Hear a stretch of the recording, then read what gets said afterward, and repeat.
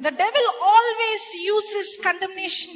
No matter how much you prayed, no matter how much you fasted, no matter how much you went for mass, you read the scripture, you did this, you did that, the devil will come. It's not enough. It's not enough. You did not do this. You did not do that. You did not get up at 6 o'clock. You did not get up at 3 o'clock. You forgot to say this. Today you did not speak in tongues. He will keep coming and telling that you are based on your action, and all I have to do is to keep renewing my mind. I am not based on what I do. I am what I am because of the grace of God. What begins to work for people who are in depression, or people who are doubting, or people who are offended, or people who are bitter, or people who got unforgiveness is go back to the scripture, because the scripture is the one that will set you free. When the word abides in you, you shall know the truth, and the truth will set you free.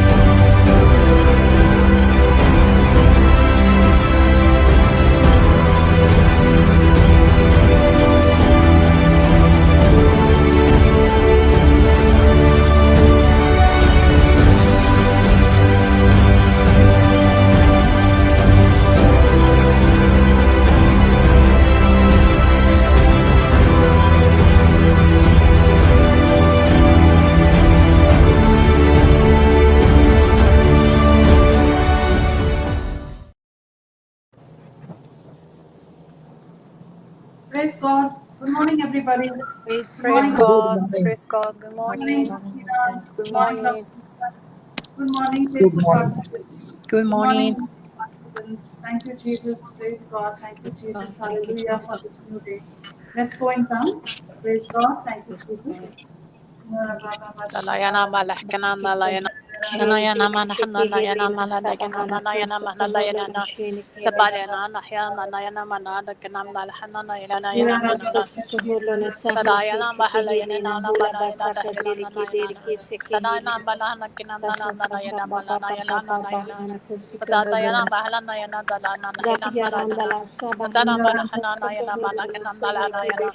Patatalana yana mahalayana balayana dadayana dahnana yana mana. Tabarana yalamba dahlala dakalana nahlana dayana mana. Tanana yana mahanayana nabahana yana. Tabarana yana nahlana yana nalayana. Tabarana yana halana yana. Talayana dalana yana dadakana malayana nana. Patatalana yana madayana laharala. Talayana bahadalena nayalan. Malayana mahalana yalhidanama. Talayana da. Balayana madayana dadayana madakana yana madana. Dalayana dahlama dalayana. Dalahana yana dada. Katadana yana badana halana yana dahlam bakinana. Dalayana dahayana dana. Nadana yana manan yana nana. Nadayana dahalayana nabahana yana dalana. Tamanayana mana dalayana nana. Tadayana dadahana yana manana dadahana. Mayihanana yana man. Tadamana ganana nana badalina nayana. Madayana badayana bahalayana. Tadayana mana. Nadabana nayana mahalakanana. Padayana madayana dalayana dayana mana hanana. Tabayana nana mana halana. Dalayana kanana yana dalahana. Padadana yana mahadalayana dayana. Tabanayana dalahana yana nabala. Tabadana yana nabala. Kanana yana handana yana nalay. Damana yana nana. Tabadana yana nalahana namalana. Tadayana balayana nada banana yana malahana yana nam. Dalayana bala dabalana yana mana yana malahani yana dalayana nana. Dalayana mana dalahana malayana. Dadana yana malahana. Tadayana mahana dada yana bahana yana mahadalayana. Danayana dalahana bala. Damana yana nana. Tadayana bahalayana. Thank you, Dabayana. Jesus. Thank you, Praise God. Jesus. Thank you, Thank you, Jesus. Jesus. Hallelujah. Praise God. Thank you, Hallelujah. Thank you, Jesus. Jesus. Thank you, Jesus. Thank you, Abba Father. Thank you, Jesus. Thank you, Holy Spirit. We glorify you, Father. We glorify you, Jesus. We glorify you, Holy Spirit. Thank you, Lord, for once again bringing us onto this morning session with you and giving us this great opportunity to come and fellowship with you and with our brothers and sisters, and for letting us hear the word, the teachings, the preachings to Brother Johnson again this morning, for giving us this great, wonderful sleep for those who have come into this morning, and for an amazing day for those for who it is in the night or afternoon. Thank you, Jesus. Yes, Lord, we know that we have been like Judas many a times, betraying you, and Peter, like Peter, denying you. And for all those who were with you and then suddenly escaped, deserted you, rejected you, and ran away when it was time for you to go. Yes, Lord, we have been just like your disciples at times. And many a times, as Brother asked us this question, is have we imagined ourselves to be with you when you were in human form here on earth? Yes, each one of us had a yes. We do, and we have imagined ourselves being with you. But having said that, Lord, we have made terrible choices like the way Judas made. We have been on the other side of the team. Yes, with our behavior, with our wrong thinking, with our actions.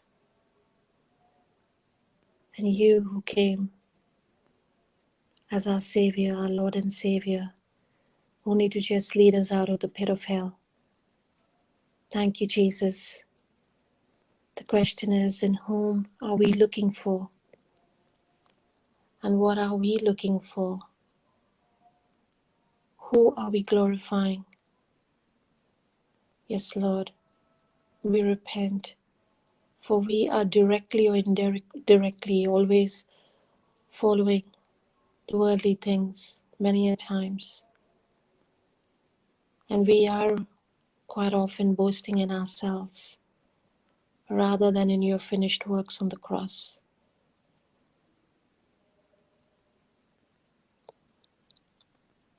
Are we true witnesses for Christ? Or are we like Peter many a times, hesitantly speaking about you or not even doing it to our brothers and sisters or who we work with? How many times have we lifted or picked the coins that Judas have thrown? Here we are, Lord, asking ourselves, do we yield to the pleasures of the world that the enemy is offering us up all the time?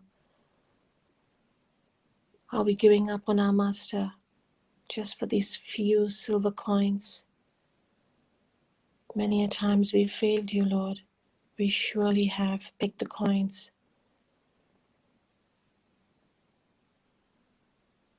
But you have never, never failed us, Lord. We come into repentance.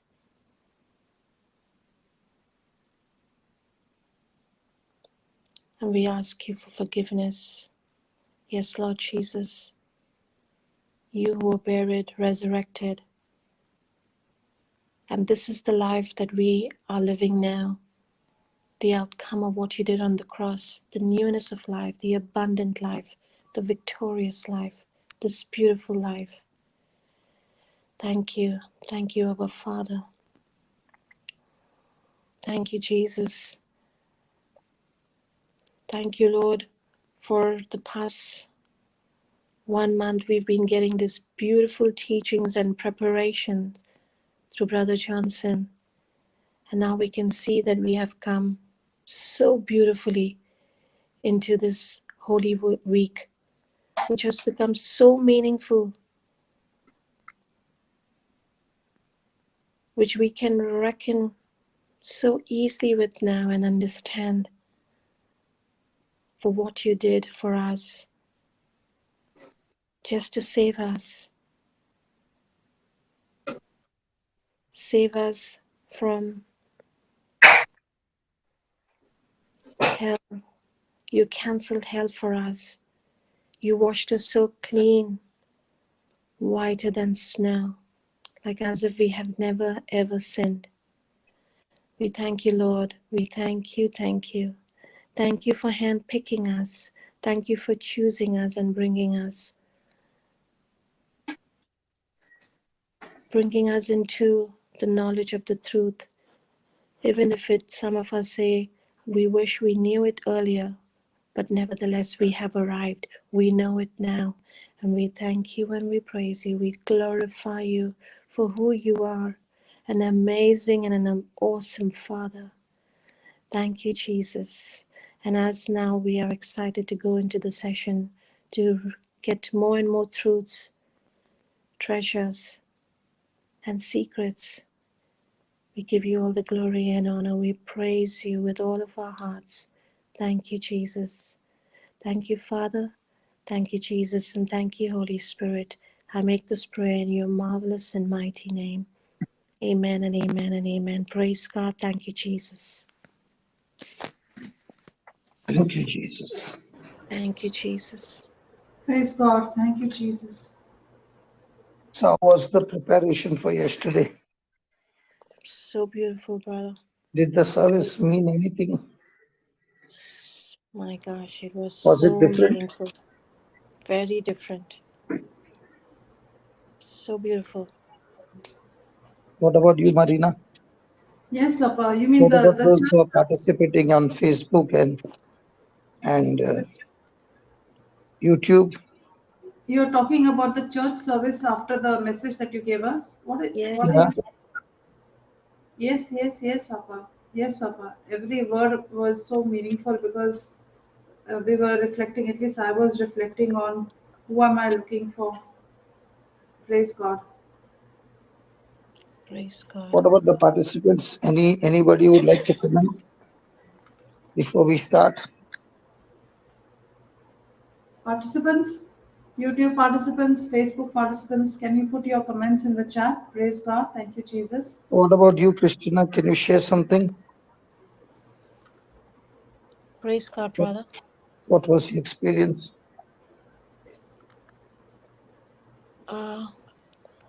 As I said in my prayer, it was so beautiful.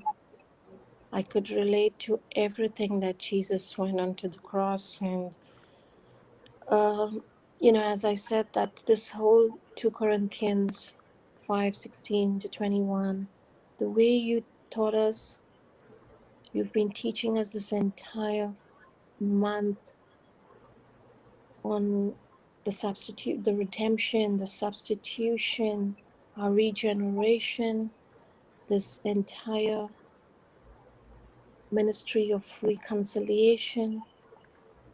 And yesterday about Judas, it was like a reflection of my entire life. And couldn't thank you enough, brother.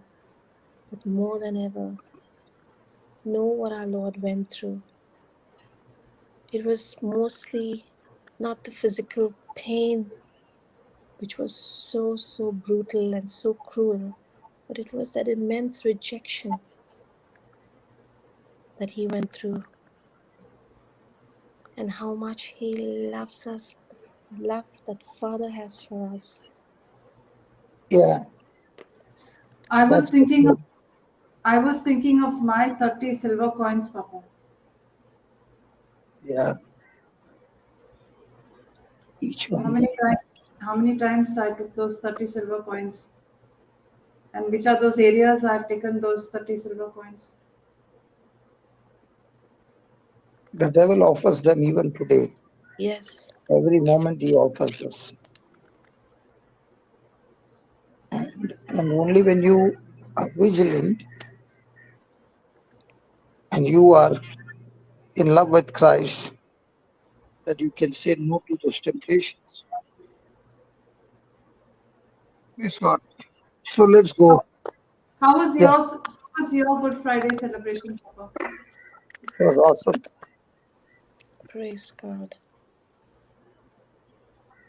It And Brother was all John. about reflecting and repenting Yes. that so many things has to be changed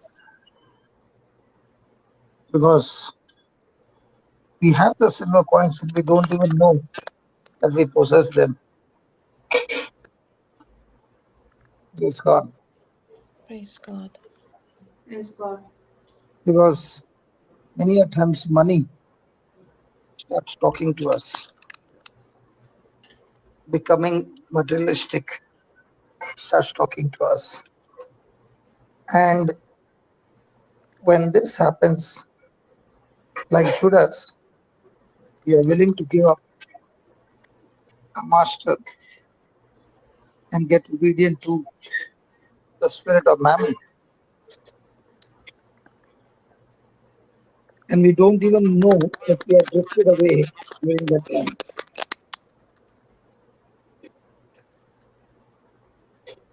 Praise God. So every moment the question keeps ringing on, right from sunrise, we go to sleep. Whom am I looking for? What am I looking for? Praise God. Praise That God. question, that question that Jesus asked, is asking even today. Who are you looking for? Praise God. Praise God. So let's go to Gospel of John 18 and let's start with the verse number 10.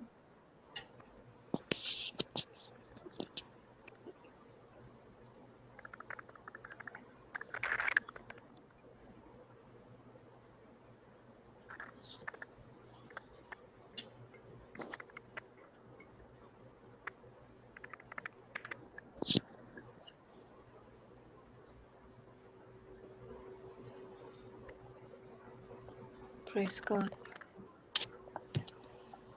Before Dennis. I start something, before I start, uh, Anita Kosala, praise God, brother. I don't go to church. As I was listening to your teaching again, repeated the prayer you said. As I went out for some work, a rickshawala came and said to me, Madam, do you recognize me? Now, when you read like this, I don't go to church. Now, please understand, when she says this, there is a reason why she's saying it. She comes from a Rajput family and she's not allowed to practice Christ at home. And yet, this lady, I met her, spends 10 to 12 hours. So, right now, she must be going for a morning walk. And in that morning walk, she has just dropped her child to school. And now she's listening to the word of God. After the husband is gone, then the word of God starts at home. So there are people who are looking for Jesus. And see what she says. And I said, yes. He said, Madam, you preach Jesus. And he said with his folded hands that is blessed and happiness he got coming in the Lord. He said, Bhut Anand hai. There's a lot of joy in the Lord. All glory to God. Praise Praise God. God. Thank you, Thank you, Anita. Jesus. Thank you, So Jesus. please don't misunderstand that because I'm getting these teachings, I should not go to church. She can't go to church. She has no permission to go to church. Okay. So you can see people who have the freedom to go to church and people who cannot practice at home. But she has been saying that after listening to the teachings, she has been practicing it and things are changing in her family. And we believe, like Anita, there are so many others who are going through that. Praise God. These people's lives are completely changed, and through them, the families, the members are touched, and they experience Christ by the fruit of the Spirit that Anita and others are practicing the love of Christ. Thank you, Jesus. Thank you, Jesus. Praise God. Jesus. Thank you, Jesus. So then Simon Peter, having a sword, drew it and smote the high priest's servants and cut off his right ear. The servant's name was Malchus. Now, just keep that, keep that. Now, Jesus had said, Peter had said to Jesus that I will fight, I will give my life for you. Praise God. So what we see over here is that Peter taking the sword, wanting to chop off his head, not his ear. But when the person ducked, the sword got his ear. So in Luke 22:51,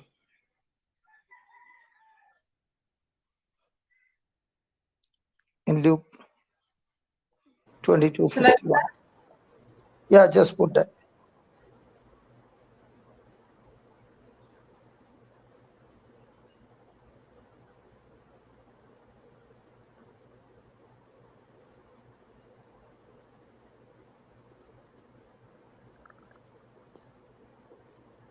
What does it say, Marina?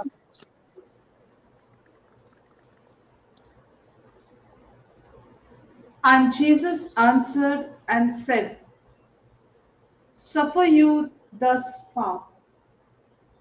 And he touched his ear and healed him. Amplified.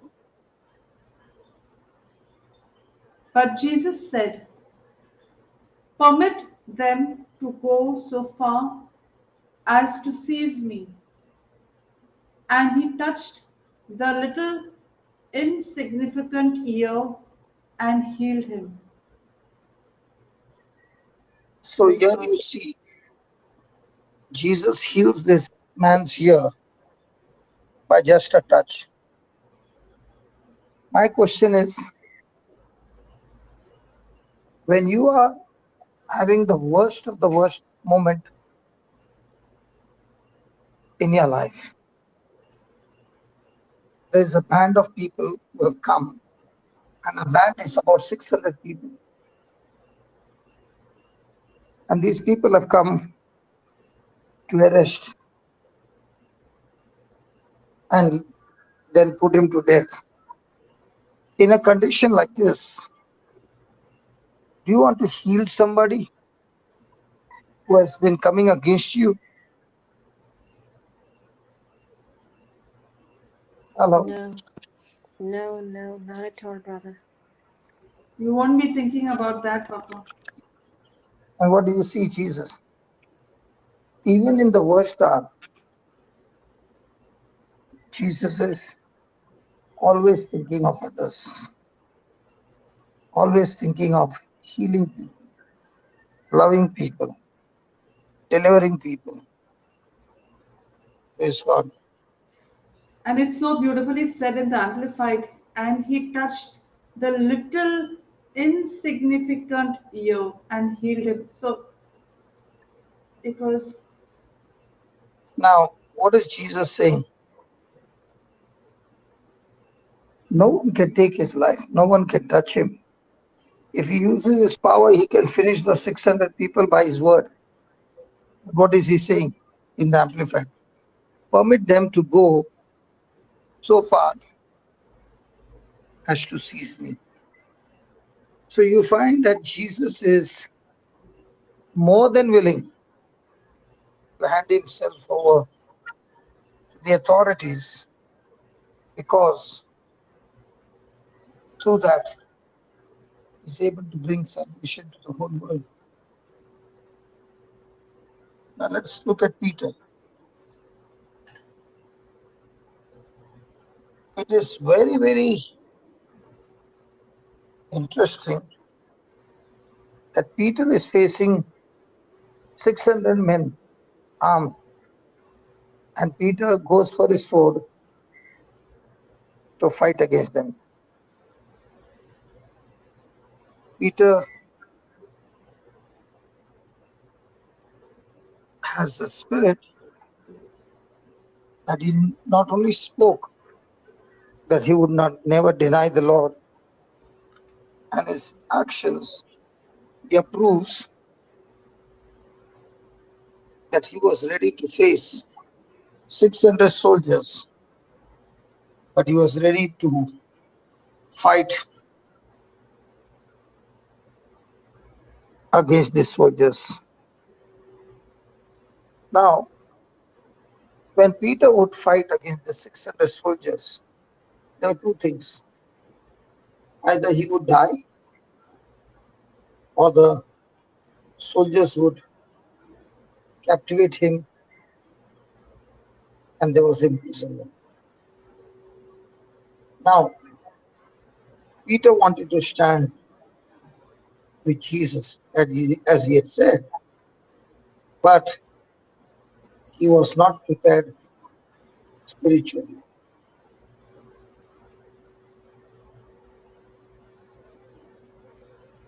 Peter was strong in his own ability. There are times when we are strong in our own ability, in the physical. But the question is, are you strong in the spiritual battle?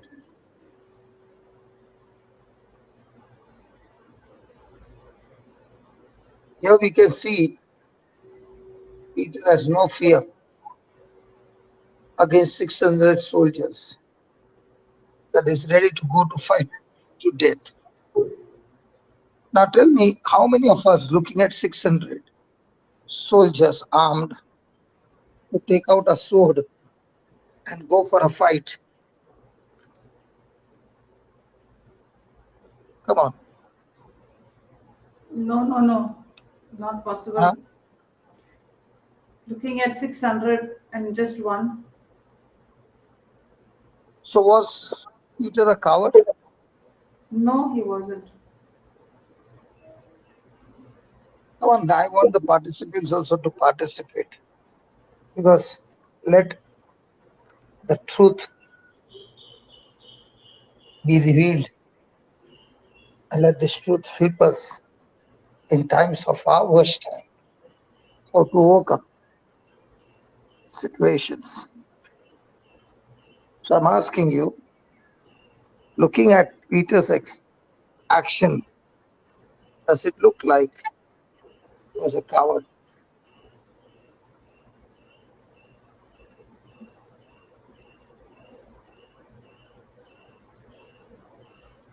Praise God. YouTube participants, Facebook participants, Christina, Dr. Elizabeth. Praise God. Praise God. Yes, brother. Praise God. Now the same Jesus tells Peter to put his sword away,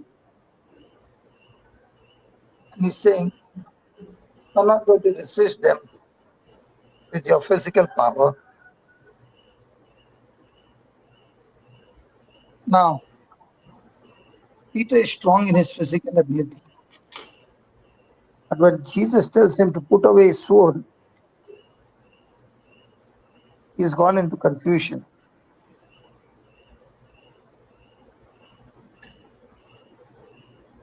Jesus refused to fight with the sword. He refused to allow Peter to fight with the sword. And when his sword is taken away, what happens to Peter? He is without any defense. Now, Peter only knew that he can fight in the flesh. He can rely on his own ability. But as you know, in Gethsemane, Jesus had been praying and preparing himself for this battle. And he also took the three of them, Peter, James, and John, a little further and gave them the instruction to pray. Now, at that hour, when prayer was so very important, the three found themselves sleeping. Now, if they had been praying, then they would have been built up spiritually and would be able to stand with Jesus spiritually without denying him.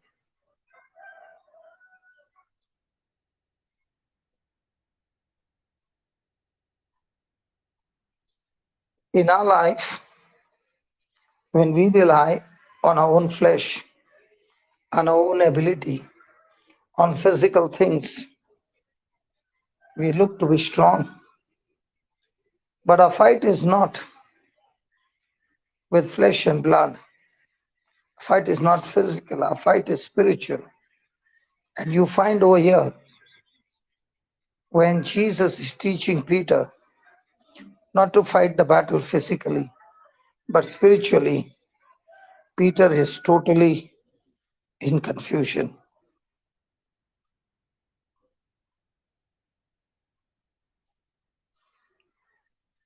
That's why the word of God says, the prophet Sequeira, it is not by might, not by power, but by his spirit, by the Spirit of God, with my spirit, says the Lord of hosts. So when my spirit is weak, my flesh is strong.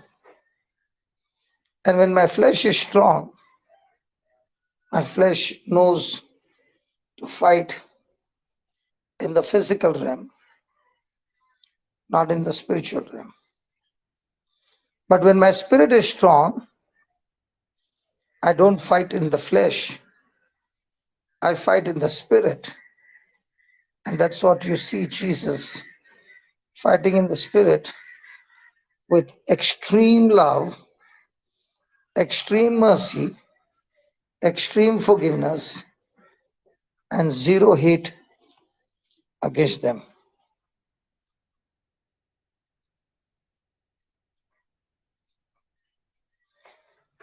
Praise God. Do you see now how we end up fighting in the flesh and destroying our future?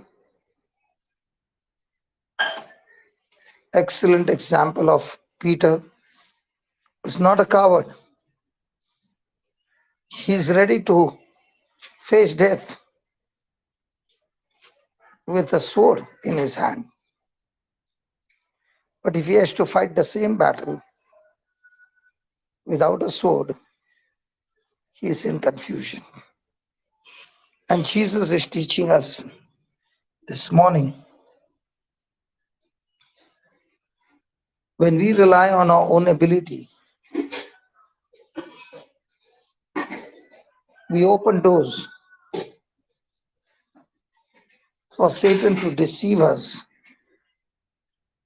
and destroy us. But when we rely on the Lord, His ability, His ways, His truths, His instructions, we look absolutely foolish in the physical realm, but we stand victorious because we live by faith and not by sight.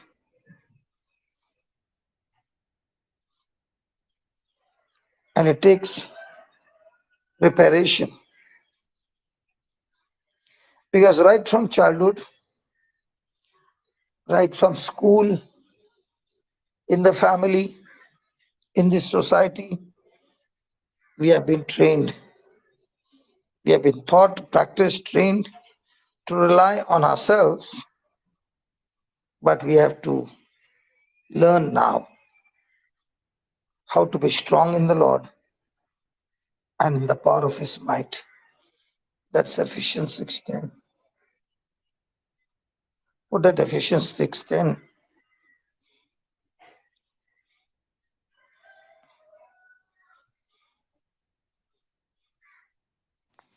Ephesians 6:10.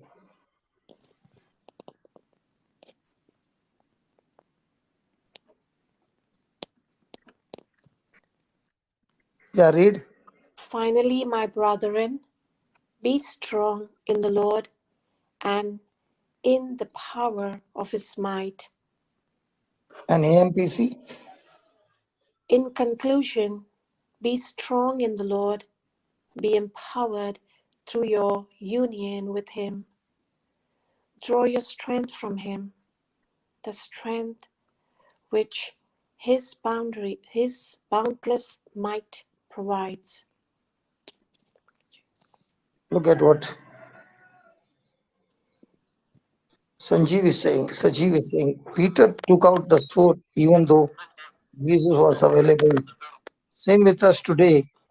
We take out a sword even though Jesus is available. Thank you, Sajiv. Praise God. Thank you, Jesus. Praise God. Zechariah 4:6. Then he answered and spoke unto me, saying, This is the word of the Lord unto Zerubbabel, saying, Not by might, nor by power, but by my spirit. That S is a small s. By my spirit. That is, by my spirit, when I get connected to the Holy Spirit. Now, in the physical realm, we have exercises to build up our physical muscles, so that when we exercise, we build muscles and we become strong. So also we have to exercise ourselves unto godliness. And that is what Jesus is saying to each one of us, that preparing ourselves every day for spiritual battles and fighting the battle in the spiritual realm, victory is certain, victory is guaranteed. But fighting the same battle in the flesh, it's only going to bring self-destruction. So Jesus is teaching us with an example of Peter.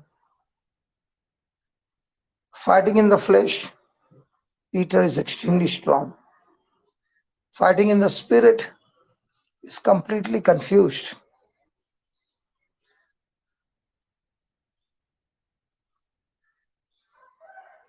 Praise God.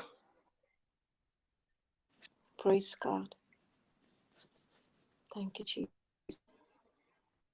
So, isn't it interesting that same Jesus had told his disciple to sell their garments if they had two and buy a sword.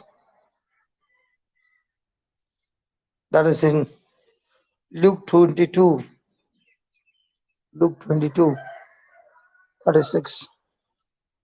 Why we are going this so deep is one minute. Just keep that. Just keep that 1 minute. In conclusion,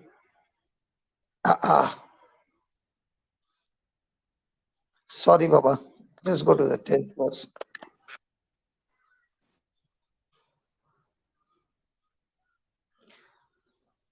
We are extremely strong when we are empowered by the Lord, when we are united with the Lord.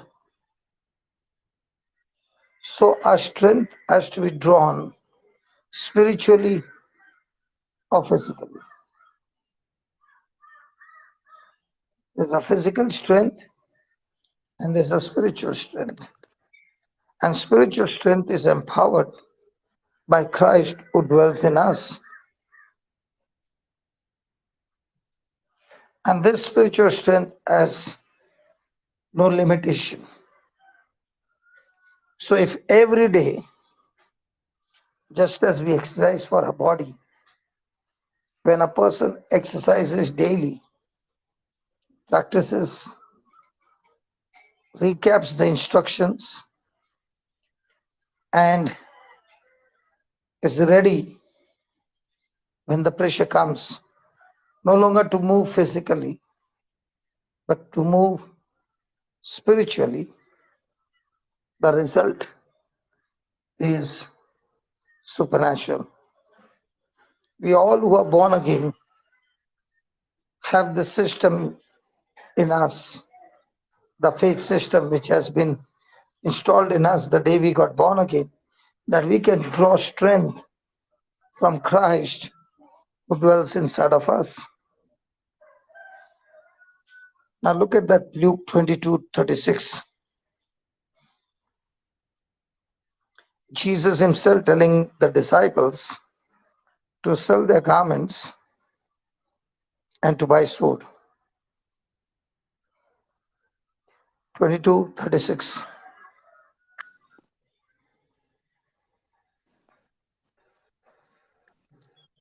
Then said he unto them, yeah, read. But then said he unto them, But now he that has a purse, let him take it, and likewise his scrip. And he that has no sword, let him sell his garment and buy one. Amplified is much easier. Then he said to them, But now let him who has a purse take it, and also his provision, bag, and let him who has no sword sell his mantle and buy a sword. So this is what Jesus said to them. Praise God. To his own disciple. 37.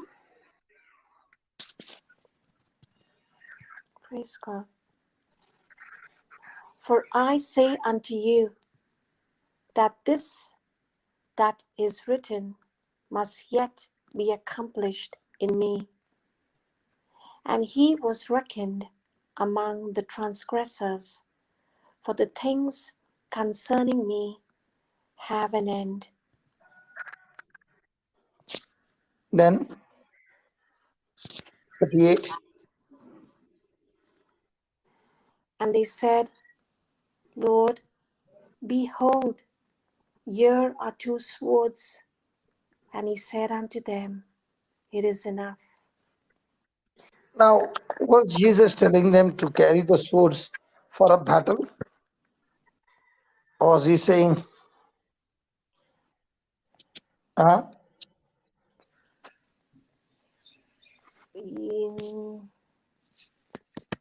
That's a good question, brother. it was not because of the battle. Yes. but because that the scriptures be fulfilled. Correct. Praise God. Praise Now, God. there were 12. Out of the 12, how many were having the sword?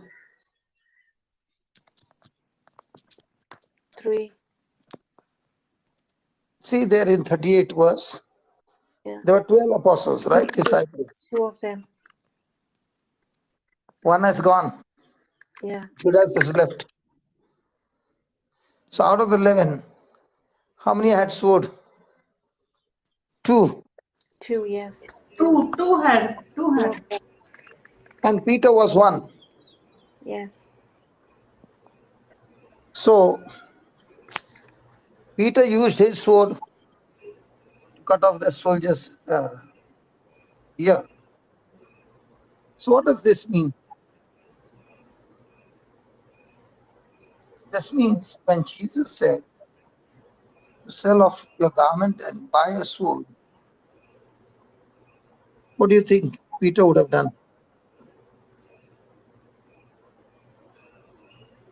Peter is showing over here he's a man who is committed.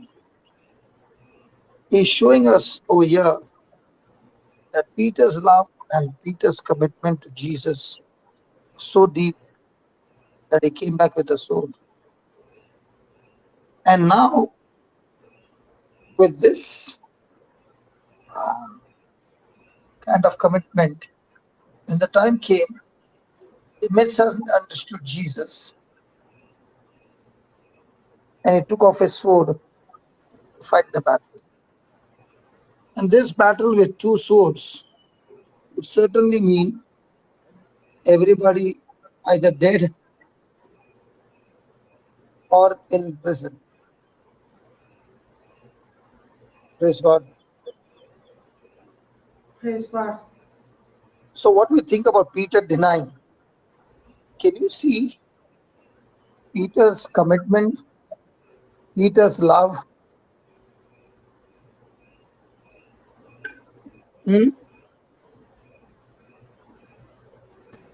Yes. Peter's intentions were good. Yes.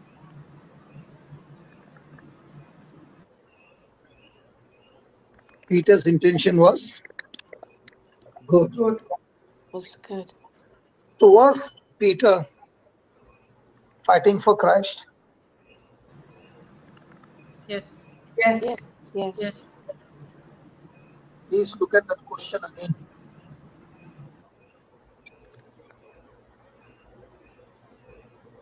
Was he fighting for Christ? He thought he was fighting for Christ. Then what is he fighting? He was fighting the person, not the spirit. How many times do we think we are fighting for Christ, but in the spiritual realm, we are fighting against God? Yes, correct. What was Jesus' intention? To escape from there No. or to allow them to arrest him? Allow them to arrest him. So was Jesus and Peter in the same wavelength? No. No. Opposites. Peter was fighting in the physical, thinking is fighting for Christ. But in the spirit, Jesus had to rebuke Peter and say, keep that sword away because you are fighting against God. Now, how many times when somebody comes against you, you want to fight against that person?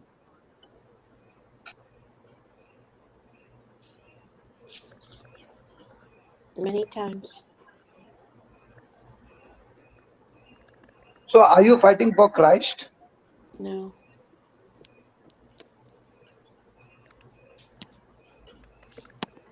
Or are you fighting against God? Against Fighting God. against God. So in the natural, what does it look like? That we are fighting for Christ. And actually, what are you doing? Against Him. We're fighting against Him. So you see, the fighting in the flesh and fighting in the spirit, are they both entirely different? Absolutely. Yes.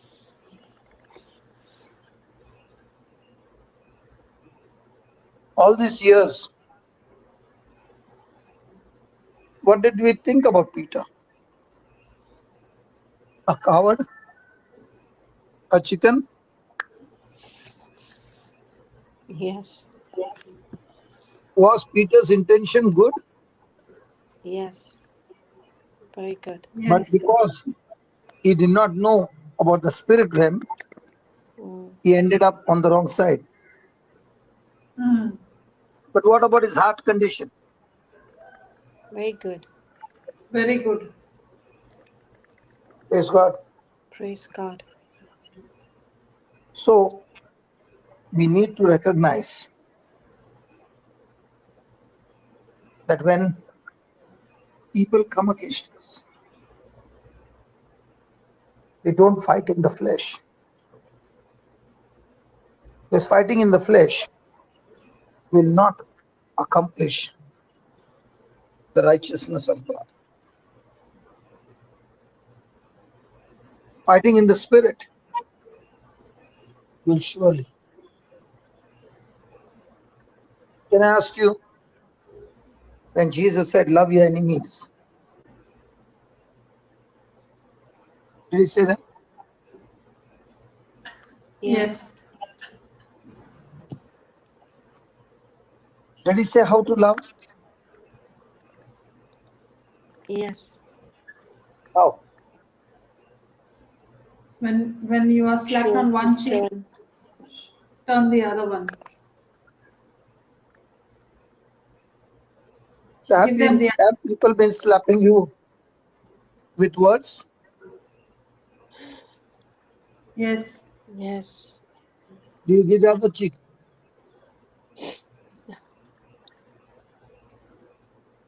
People won't No. come and slap you on your cheek physically, Mm. but they will definitely, people will slap you with false accusation, insult, opposition. Huh? Yes, And when they brother. fight, are you like Peter taking your sword and chopping off the opponent's ear? Yes. Do we experience this in families, Yes, very much. especially married people? Yes, Papa. Yes. Absolutely.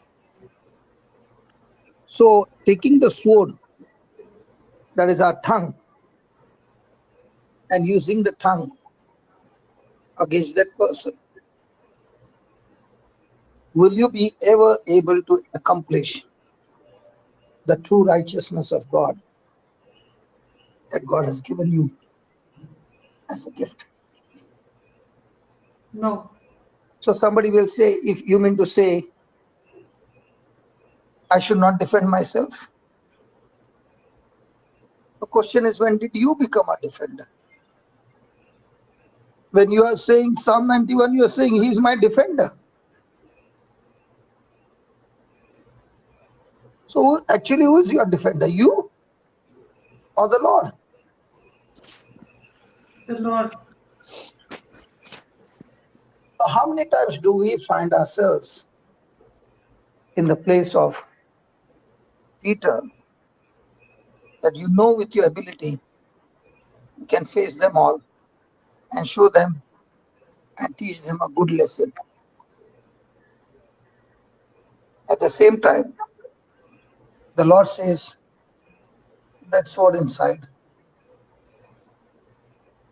And now face them with love and forgiveness. Now what happens to Peter? He's totally in confusion.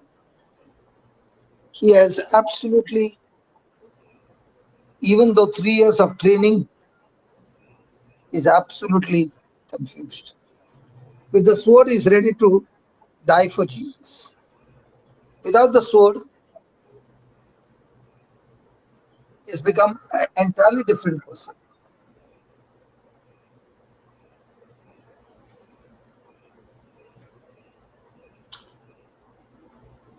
What do you think about this situation in our everyday life?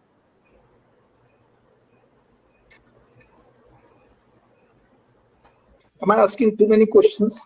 No, brother. No. It's helping us to think Very, deep. Yes. very valid. Praise God.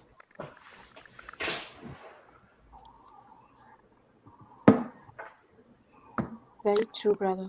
So has the image of Peter changed? Absolutely. Can we see Peter in us Yes. Yes. without the word of God, without the sword of the Spirit? Are we in confusion? All the time. Yes. Yes. Are we Yes. strong in the Lord? Are we strong in our tongue? In our tongue.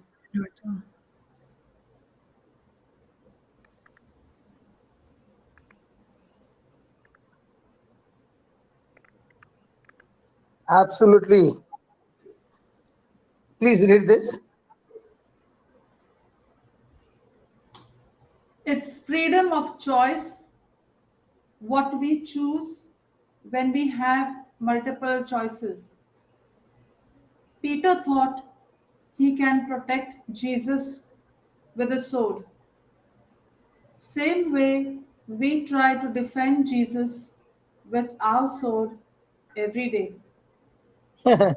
Do we fight for that? Is a Yes. Protestant, is a Pentecostal, is this, is that? Yes. And we want to go into arguments. Wow. Uh, Yes, yes, brother. So true. and the flesh wants to teach them a good lesson. Mm. But the person who is in the Spirit is saying, God is my defender, not me. Who am I to defend? Just as Jesus kept his mouth shut, I have to learn to keep my mouth shut. There'll be lots and lots of people around who will instigate you to open your mouth and defend and justify your position. Sorry? No, Papa, sorry, that was Lisbeth's mic. We Okay, just it's muted. muted. Yeah, praise God. And when you say to yourself that, Lord, thank you for teaching me the truth. I will only stay on the truth and allow you to fight my battle. I learn to operate in love. I learn to operate in forgiveness. Just as even in the worst of the worst time, you stretched out your hand and healed the ear of your enemy who is coming against you. In the same way, Lord, teach each one of us this powerful truth. Lord Jesus, thank you that you willingly gave your life for us. In the same way, teach us to be willing to give our life, our time, our ability, our talents, everything to you. Thank you, Lord Jesus, that even in that moment, you had so much of love for your disciples that you allowed yourself to be arrested, but told the soldiers to let your disciples go free. Even after Peter had tried to kill one of them. Lord, your words are full with power that it would be a big crime to cut off somebody's ear. And yet, on your word, everyone was set free, including Peter. Even though the situation looked in their favor, but looking at your faith in the Father and in the words, Lord Jesus, you were totally in control of the whole thing that was happening. And when you told, let all of them go, the soldiers followed your instructions.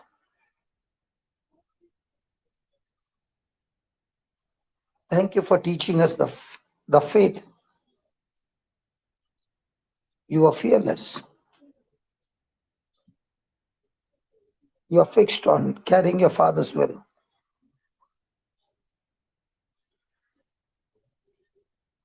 We are looking to you, Jesus, because only in you we find such wisdom. Praise God. Praise So, all this time, we really did not understand Peter, because we were thinking, how can the leader of the disciples, he's the same one who said, you are the Messiah, the Son of the living God. He's the same person whom Jesus said, flesh and blood did not reveal it to you, but my Father revealed it to you. He's the same person who said, Jesus, I'll walk with you. Even if it means death, I will stand by you. How can this same person change? How can the same person who took the sword and stood in the way of 600 soldiers armed to defend Jesus, how can the same person, when the sword is taken out, is so confused?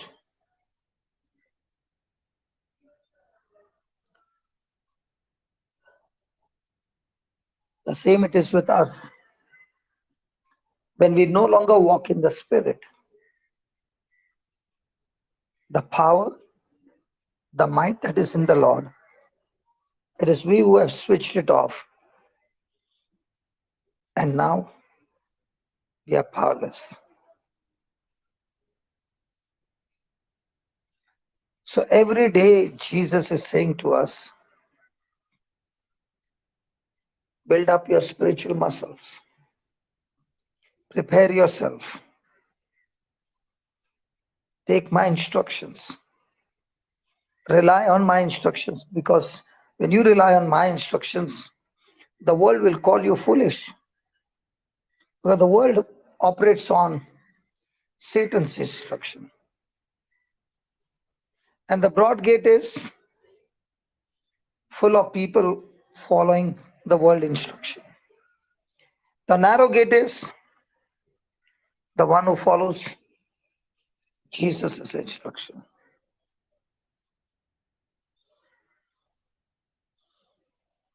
I believe that this truth today about Peter walking in the flesh, he looks to be strong and fighting for Christ, but actually fighting against God. The same Peter, he looks confused, but Jesus is protecting him and showing him the right path of walking in the Spirit, that same Peter would have been killed on that night.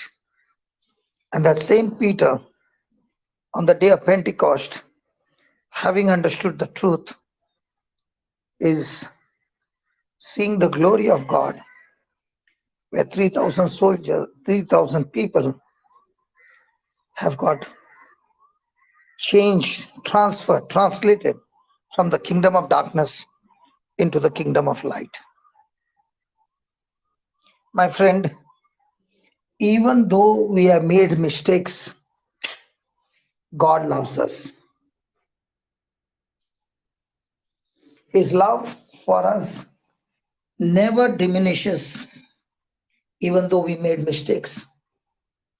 He's the same God who is still saying, I've got great plans for you. That's the love of God.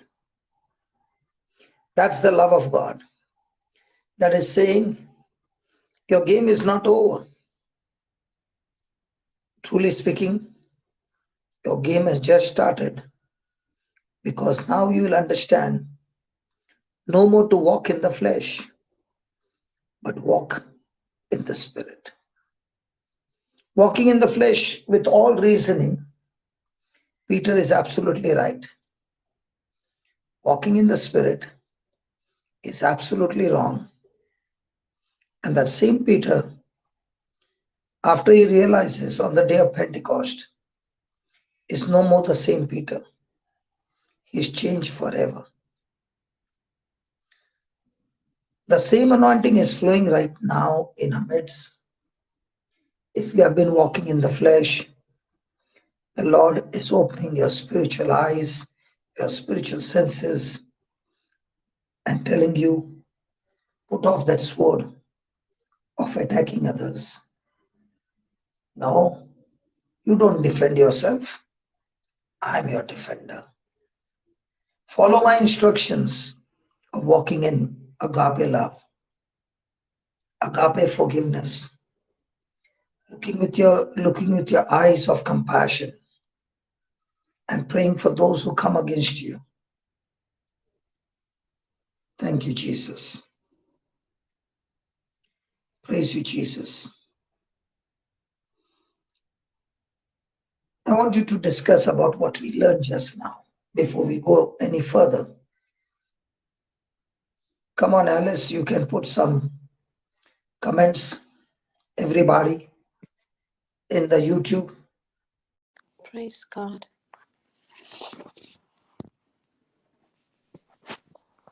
Christina, Yes, brother. Praise God.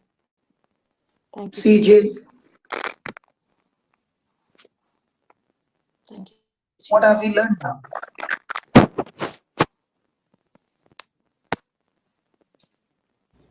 Praise God.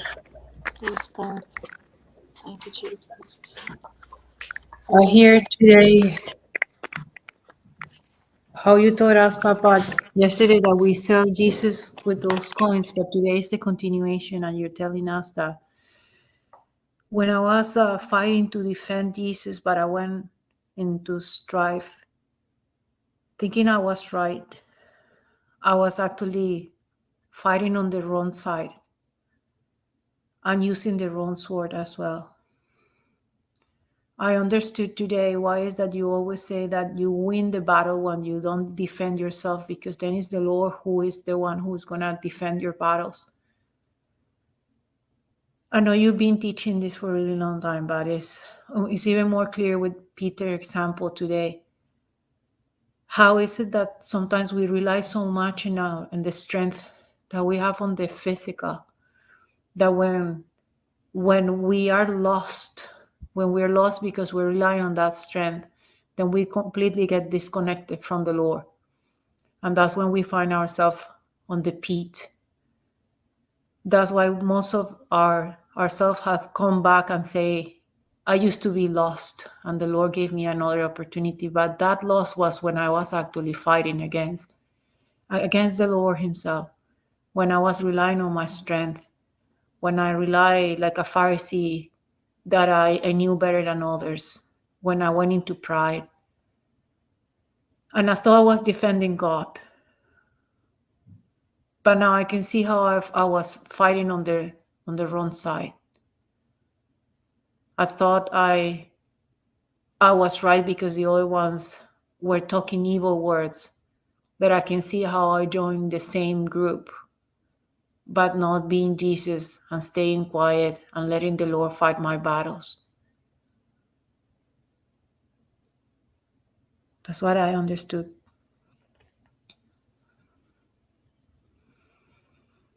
Praise the Lord.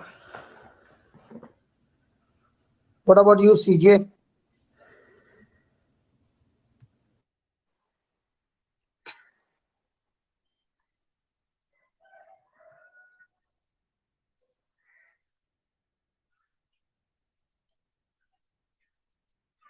What about you, Marina? Praise God, Papa. I agree with what Dr. Elizabeth was just speaking. So many times we want to, when all these situations come against us, we just want to give back in the physical, whether it's with words or with in whatever way we can. But I've realized that when we fight the battle in the spiritual, I've won more battles speaking the word of God, not saying anything, shutting my mouth in the physical, and it has worked. Tell me, if we had to learn this right from our childhood, how many things would have been, or I can say, we would have been so different from what we experienced by fighting in the flesh. That's what I'm thinking all the time, Papa. But what to do? We got the word. But it's not late. No. Never I been. purposely asked this question. Yes. I purposely asked this question because there will be now lots and lots of condemnation that will come. The devil will be irritating you. Yes. Telling you, you opened your mouth in the flesh and see where we are now.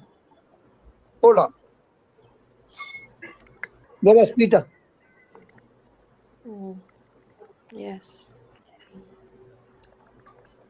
There's still to learn. Peter was in a very, very bad shape.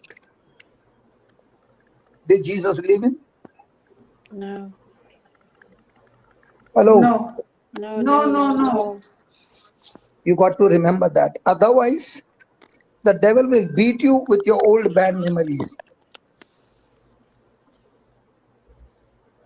So don't you allow your bad memories to have a hold on you, because your past cannot be changed.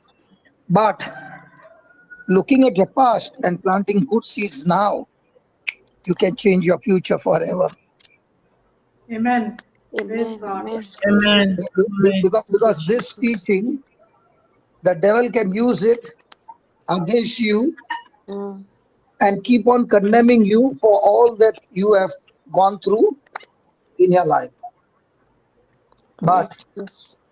the Lord is saying, even though your life in the flesh has been with all crooked lines, I'm the Lord who can join them up and make a straight line which you never could have understood. Thank you, Jesus.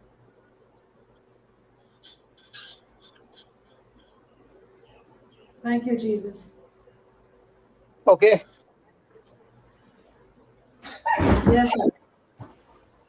I'll just give you a clue. Hallelujah. Let me just give you a clue.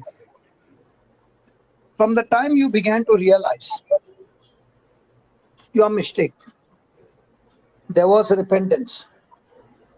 And then you began to focus on Jesus. Might be not to the degree that Jesus wants you to, but still, there was some degree of change. And as you started your journey with small degrees of change. Could you see those circumstances which were choking you falling apart? Yes. You began to increase your degree of following the instruction. Started walking in the Spirit. Did you have to fight the battle on the outside, or did you have to fight the battle on the inside? The inside. On the inside. So when you realize, I'm not concerned about what's happening outside me, I'm only concerned about what's happening inside me. And you began to fight the battle inside by drawing strength and power and might from Jesus. Stopped opening your mouth and using the sword in the wrong side. Put that sword inside and started using the sword of the Spirit, the tongues. Now what do you see? Your life has not only turned around, you are so much full of light and you have become the salt of the earth that everywhere you go, you leave the taste of that gospel, you leave the taste of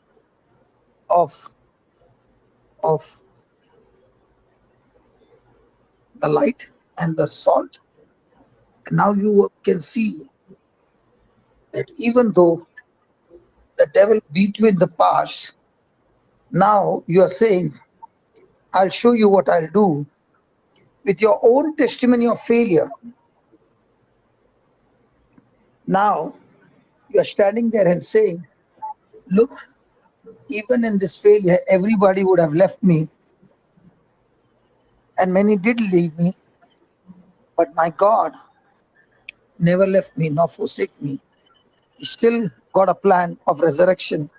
And see my resurrected life now, that I'm not only walking in newness of life, but I'm walking, running to see so many souls being touched. And I'm rising higher and higher.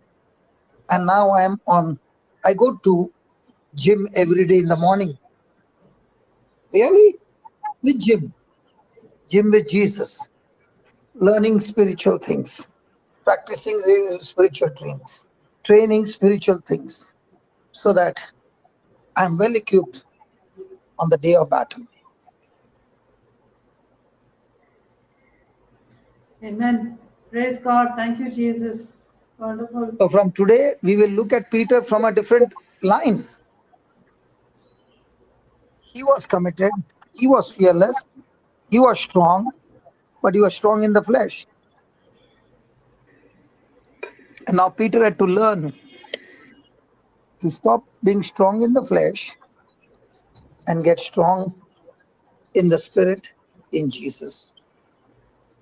Amen. And I've got news to tell every one of you who are listening. We have all been Peter in our life. Come on. And the Yes. same Jesus who spoke to Peter and said, flesh and blood did not reveal it to you. Yes. My friend, today's message, the Lord is talking to you. Who are you looking for?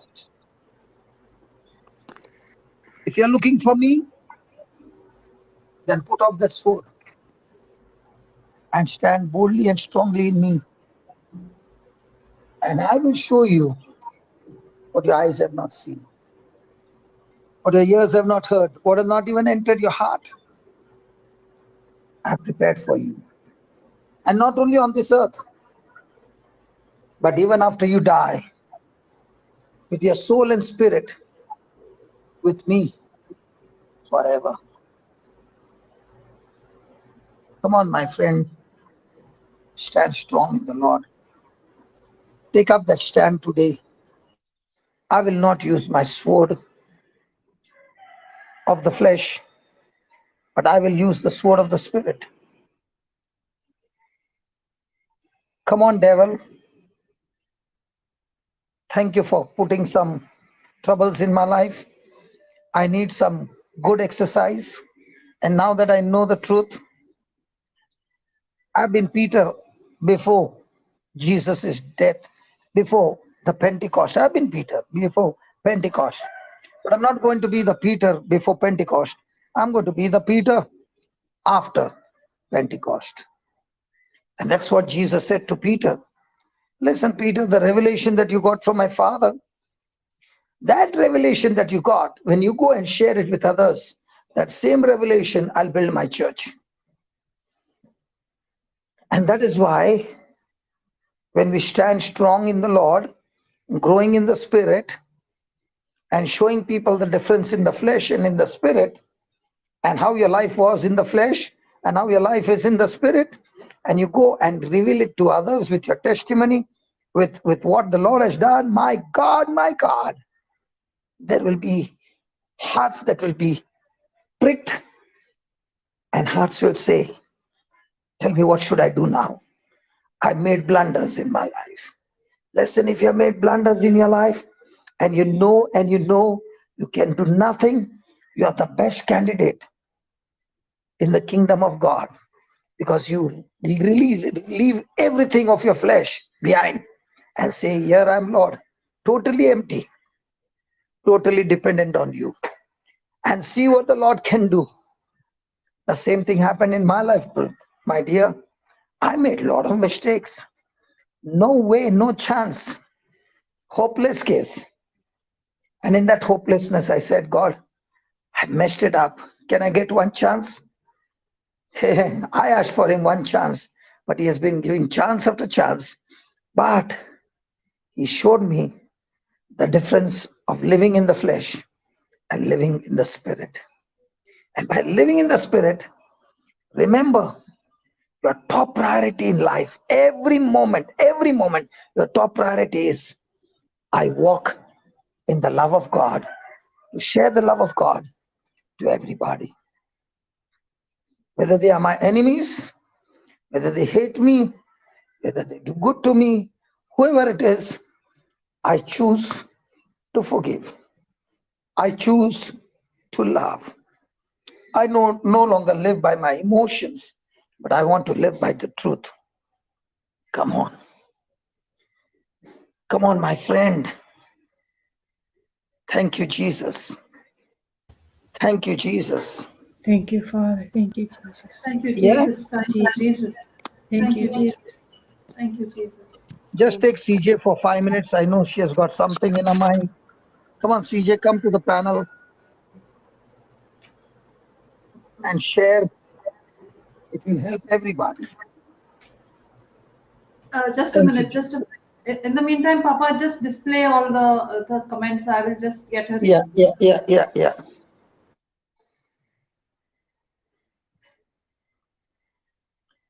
Thank you, Jesus. Start from Sajid. Start from this one and then go ahead. Okay. Jesus said, I know what's in your heart. When people came to make him king after having their stomach full, same with Peter. Peter loved Jesus, yeah. Okay. Next. Okay, Papa, she said she is not able to come. She's not able to speak. Okay. Put that, John. We'll go ahead. We'll read it at the end. We'll read it at Okay. the end. Okay, fine. You go Go ahead, back to Papa. John. Go back to John 18.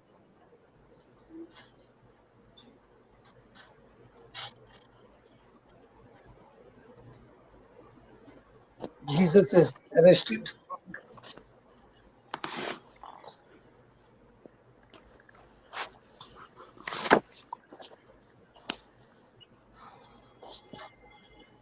Thirteen. You finish that. Just give me the 11th verse. 11th, yeah.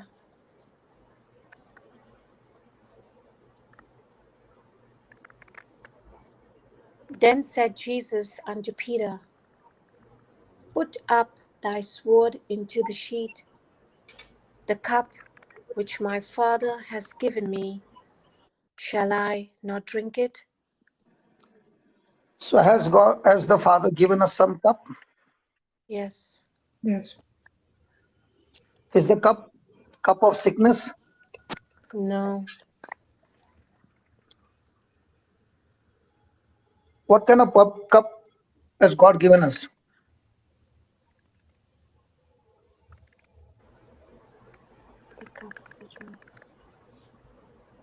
love one another? Yeah. So Jesus gave us only one commandment, Yes.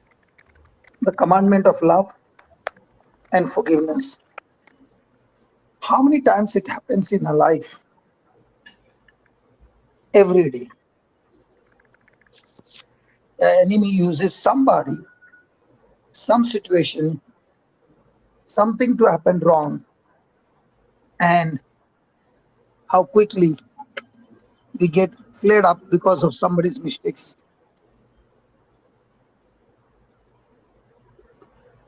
But when we do mistakes, what are we expecting? Forgiveness. What are we expecting? Freedom.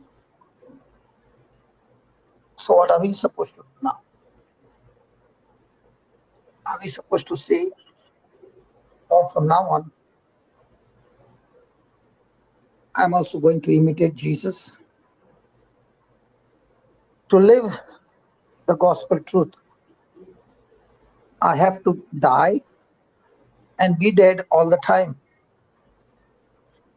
And to do that, I'm ready to drink this cup.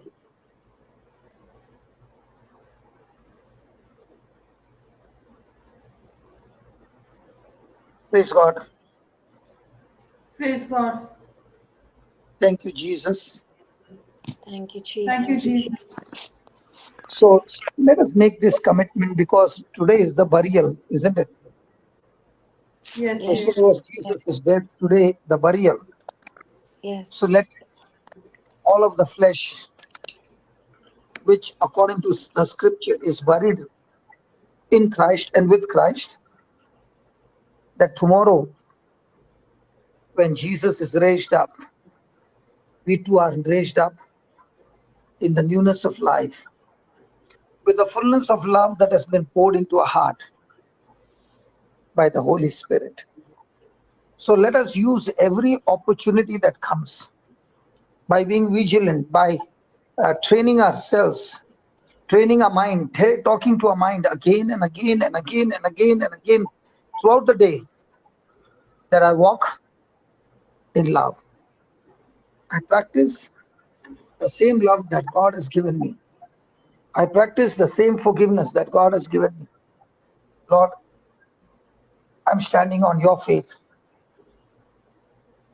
In your faith that you have given me, I believe I'm crucified. I'm dead to the world. The world is dead to me. I believe, Lord, that I'm buried, and because I'm buried, sin has no more dominion over me. Hatred has no more dominion over me. Hurts and bitterness and jealousy and selfishness has no more power over me. I walk with your love. And the moment a thought comes to you, because somebody has said something and the thought comes to you, it is now being in the Lord. You fire it with the scripture so many times that the thought is captivated, and you find extreme compassion for the person. You find your actions have changed. And if we can practice this for 30 days every day, it becomes a new lifestyle. I'm so surprised that even though I sleep late at night, 5:30, the Lord wakes me up. It's become a habit now. In the same way, everyday exercise of spiritual things will make a new habit, bringing a new lifestyle. Thank you, Jesus. Then 12, Praise God. Then the band and the captain and officers of the Jews took Jesus and bound him. Was there a need to bind him? No, No. If he Jesus was was not willing to flipped. give himself to them, there was no way. Yes, So you see here, Jesus saying to you that he was more than willing to stand in your place. He was more than willing to be your substitute, to be sacrificed for you. He's the one who mediates. He's the mediator between God and you. He's the one who has destroyed enmity between God and you. The veil has been torn. And now the same Jesus is calling us, come to the Holy of Holies. Come and be connected to my Father. Thank you, Jesus. Thank you, Jesus. thank you, Hallelujah. Jesus. Then, Hallelujah.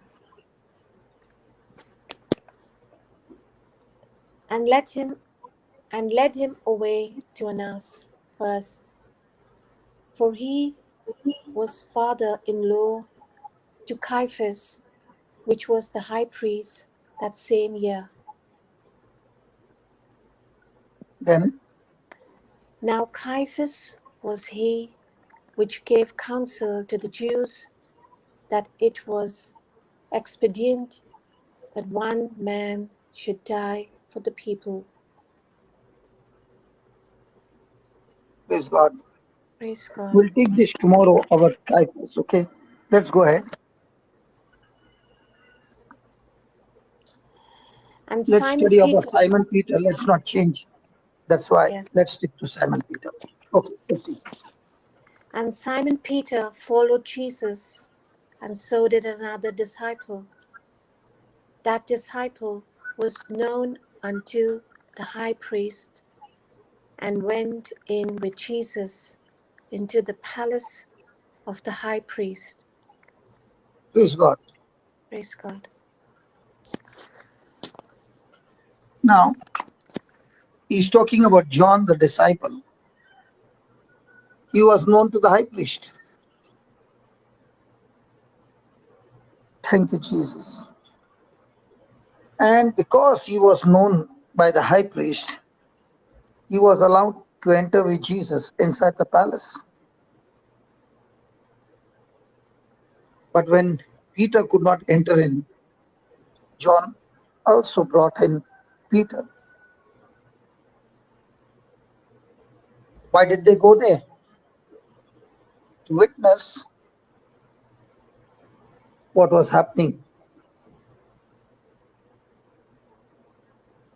Isn't it strange that John was always there with Jesus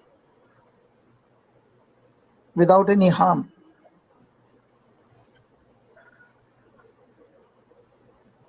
But when you see Peter,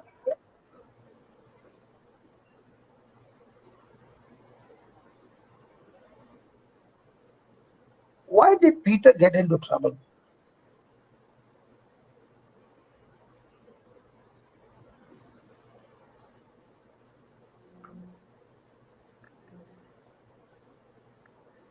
Uh,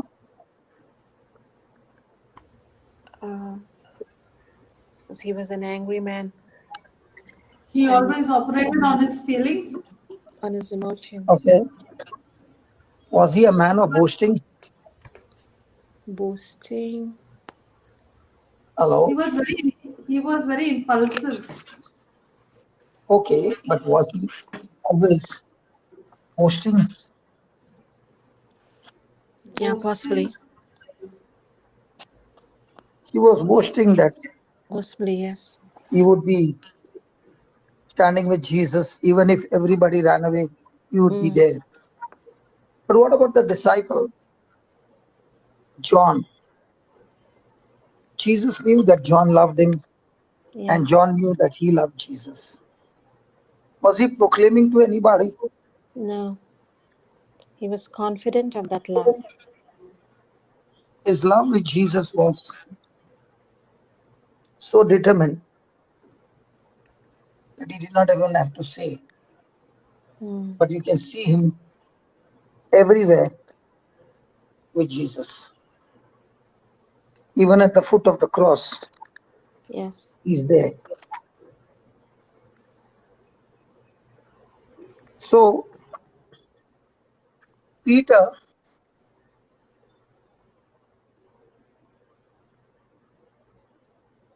he had thoughts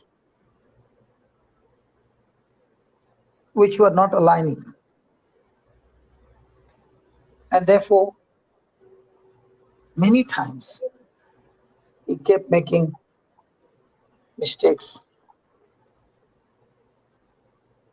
And now when he's entering inside and there is a question, you are with him, he is denying because he's believing if he says yes, he would be harmed.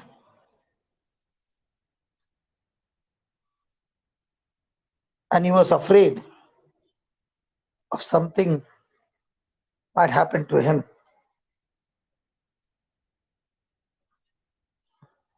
And that's what we see now. When he went inside, look at the 16th verse.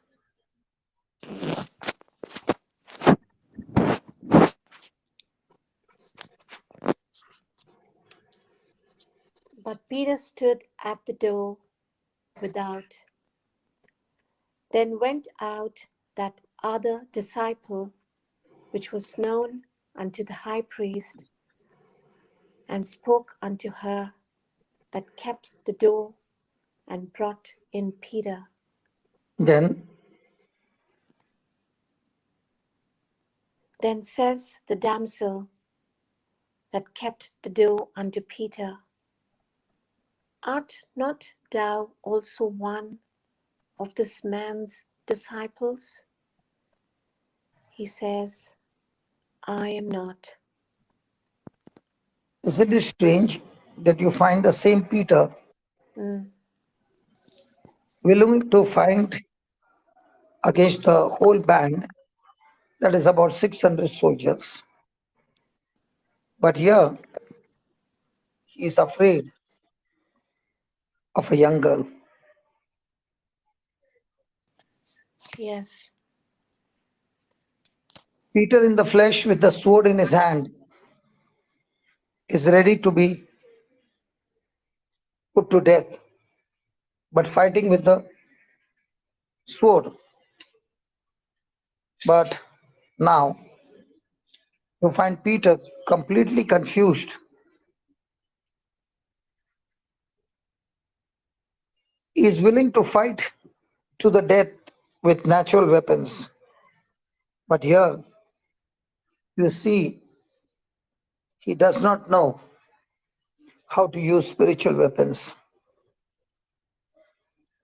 And that's why he ends up denying Jesus.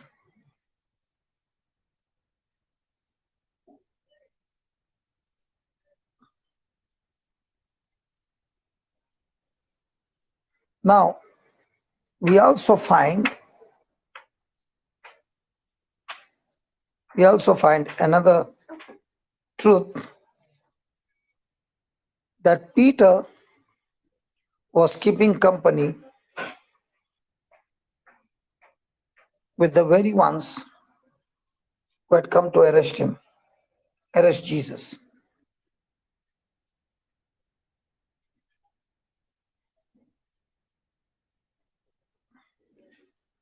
When we keep running in the wrong direction, or with the wrong crowd, we find ourselves moving in the flesh and denying the Lord. But when you are in the right direction, with the right kind of crowd, you will be proclaiming Jesus with full confidence. And that is why Being in fellowship with the wrong crowd day and night will take you into the wrong direction. But building up your spiritual muscles with the right crowd, with right fellowship, will once again build you up. Thank you, Jesus. Thank you, Jesus. Thank you, Jesus. Thank you, Jesus. So, when Peter denies Jesus, he's facing just a woman. And this woman is only a gatekeeper. She's only there to see the ones who are known to the high priest are let in.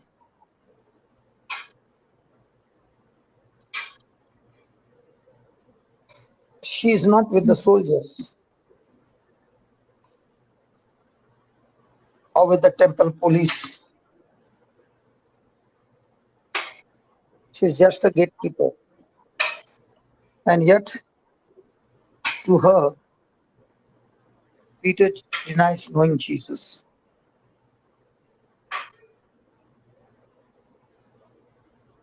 And now, once he denies Jesus, he becomes more and more weak until the third time. He even curses and swears an oath that he does not know Jesus.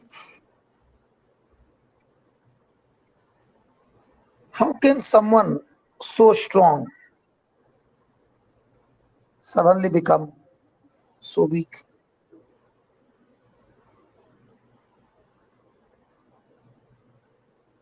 When we look into our own lives and when we see our own responses, when we are questioned about our faith, we can see Peter in us. There are times when we are, what do you say?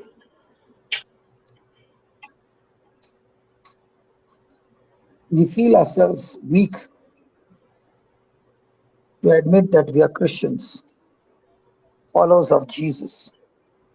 Sometimes even to take the sign of the cross.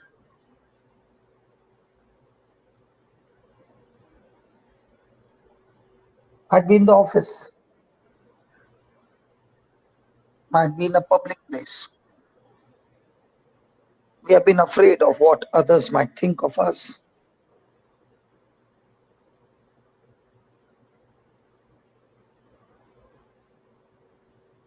We are also weak to pray in front of people.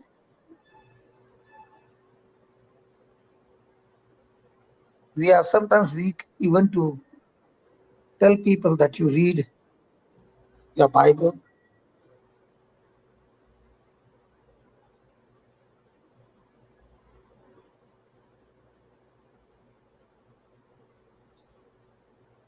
We have so many things when it comes to spiritual that we get our eyes off Jesus.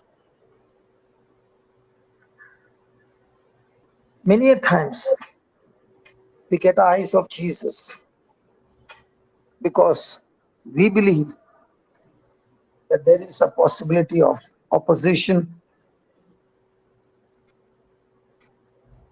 that I might get into trouble, rather than believing Jesus' victory over all of his enemies.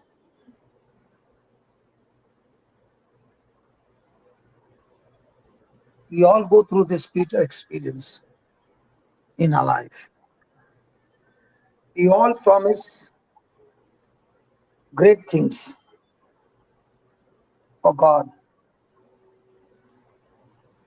but many a times we fail to deliver those things, especially in times of opposition. We find ourselves totally weak.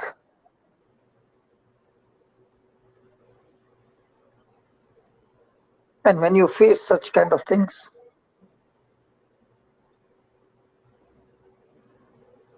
how do you feel? How do you feel when those things happen? Ashamed, guilty? Friends, we have all experienced, and we can all imagine how Peter felt when he denied the third time and the cock crowed. Jesus had already told him,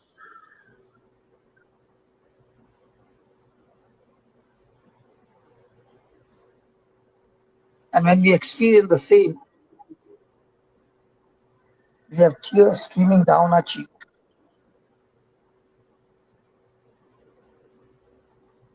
Totally broken.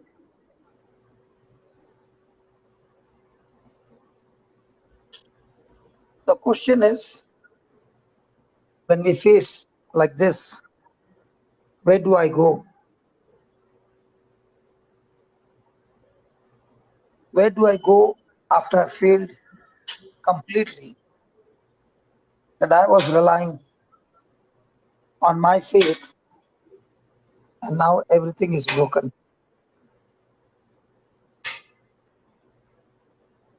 Do I think like Judas?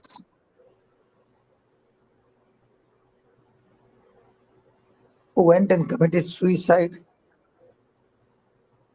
and did not rely on Jesus, His love, His mercy, His forgiveness, His grace, and gave up on his life completely? Or do you still hope that God is able to forgive you?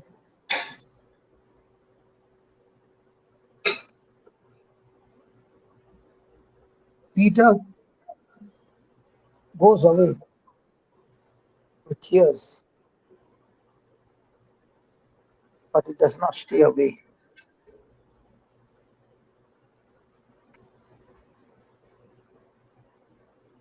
It is so interesting that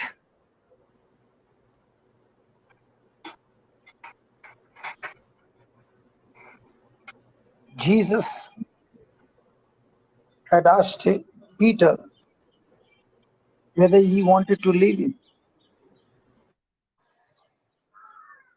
And it was Peter's words, Lord, to whom can we go? You have the words of eternal life. We have come to believe and know that you are the Holy One of God.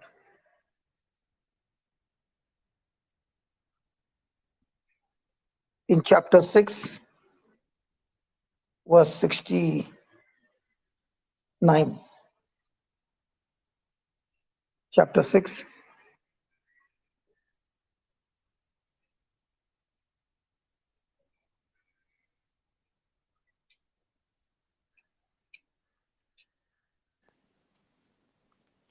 chapter 6, Baba, 69.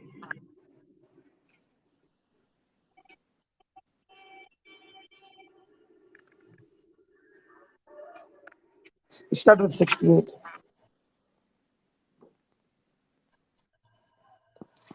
Then Simon answered him. Start with 67.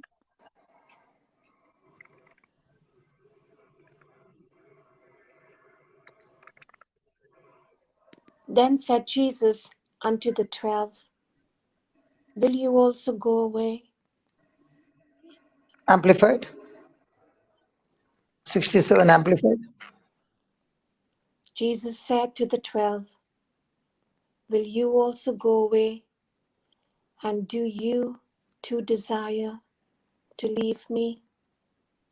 And look at Simon.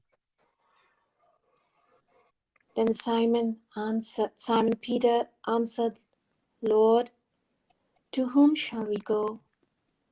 You have the words, the message of eternal life. Amplified. Yeah, I read the Amplified. Simon Peter answered, Lord, to whom shall we go? You have the words, the message of eternal life. 69. And we have learned to believe and trust, and more, we have come to know surely that you are the Holy One of God, the Christ, the Anointed One, the Son of the living God. Praise God. These are the words of Peter.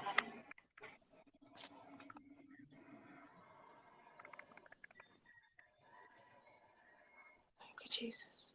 Would Peter be reflecting on all these revelations that he had received from the Father? Yes.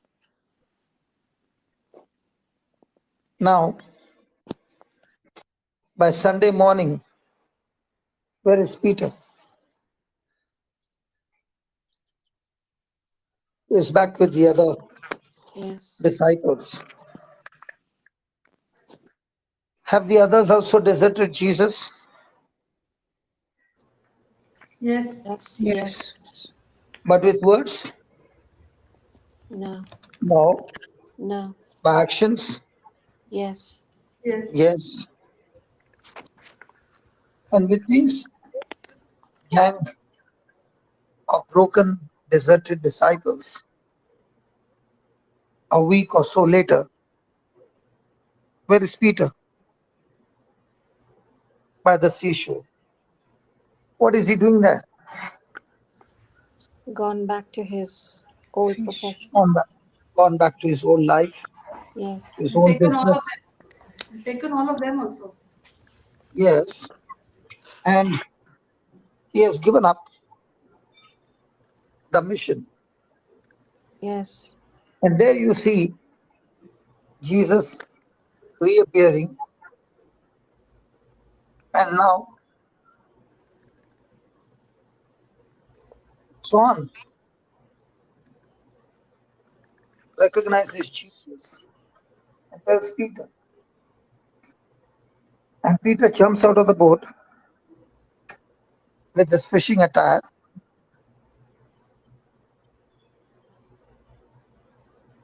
comes to meet Jesus.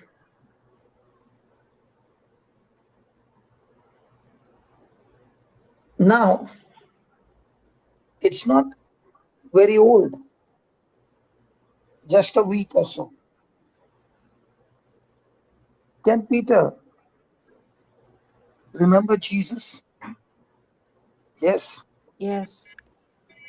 When Jesus died, did Peter remember that he died forever? Yes. Is Yes. he expecting to see Jesus again? No. No. Now, when Jesus starts talking to Peter, is he reminding him of his mistakes? No. No. Is he rebuking him? No. No. What does Jesus do? He says, Simon, son of Jonah, do you love me more than these? That's all. Today also Jesus is asking the same question. Do you love me more than these?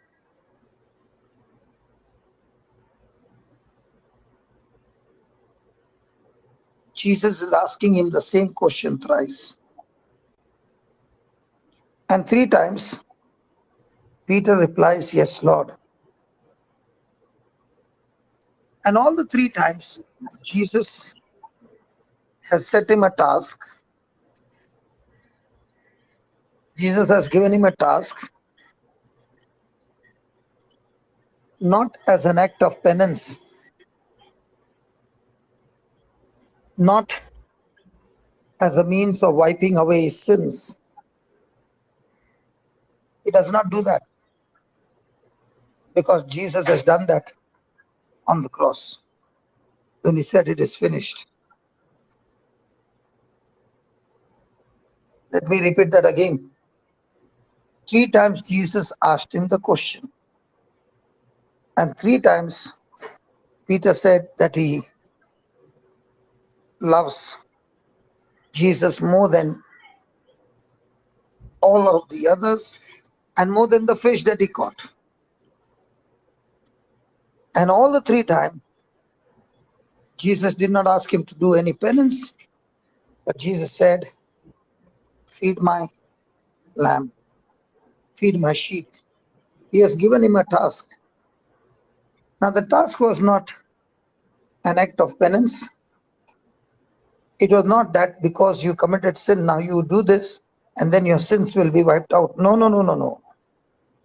That got wiped out on the cross. But Jesus is giving him a task to do as a sign of restoration. Jesus is giving you and me a task, not as an act of penance, not that our sins will be washed when you do those things. They have been taken care by Jesus on the cross. Jesus is giving you a task as a sign of restoration. You are once again restored, forgiven, and you are once again on the same job that I chosen for. Praise God. It is Praise a God. sign. It is a sign that Peter is fully restored to his place as one of Jesus's apostles.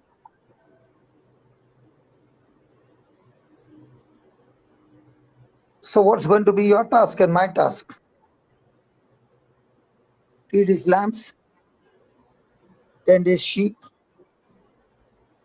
feed his sheep, or feed my lamb? Am I feeding my lamb or am I feeding Jesus's lamb? And that's the good news that Jesus is saying to each one of us. Not only are we forgiven, but he set us in a place once again as one of the shepherds of the flock. Jesus is the good shepherd. He dwells in us. And the good shepherd, when we say yes to him, he says, "I will teach you to be fishers of men. I will teach you to feed my lamb. I will teach you to tend my sheep. I'll teach you to feed my sheep." Praise God. Thank you, Jesus. Thank you, Thank you, Jesus. Jesus. Praise God. Praise And God. Thank you, so the guilt is Jesus. taken away, the condemnation is taken away, and from now on, Peter is restored back to one of Jesus's mighty warrior. And what is his job? To care for the new members of God's people as they come to faith in Christ Jesus. Praise God. So, my friend, God is not looking at your failure as your final destination. No one's failure is final. Jesus' death on the cross is sufficient for the worst of the worst of the worst crime that you can imagine. On the weighing scale, our failures are nothing when compared to the love and mercy of God in Christ Jesus. First thing Jesus says, who are you looking for? And the next thing he says, do you love me more than these?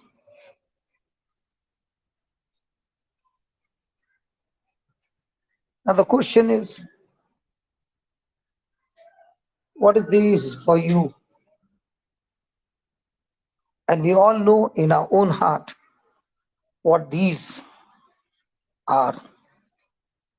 Is Jesus more important to you than anything else?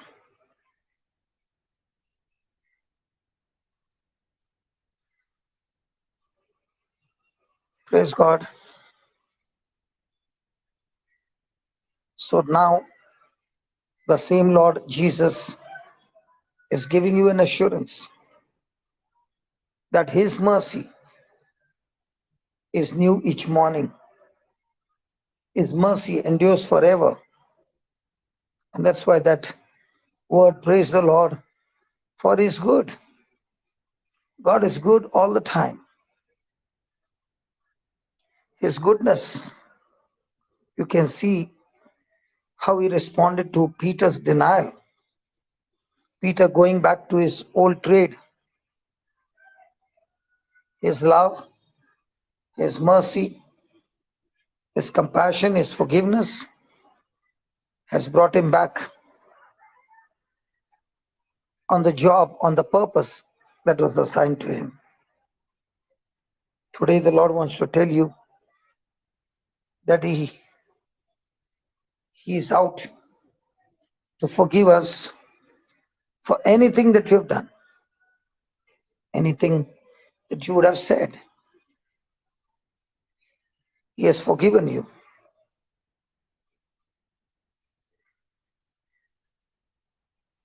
No matter how many years you have been away, we have all been betraying Jesus, taking those silver coins, at the same time eating and drinking the body and blood of Jesus.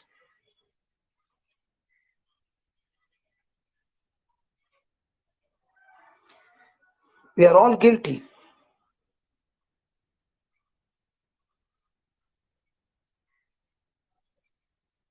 And we don't have to do what Judas did, to rush out and hang ourselves. But we have mercy. We have got God's grace.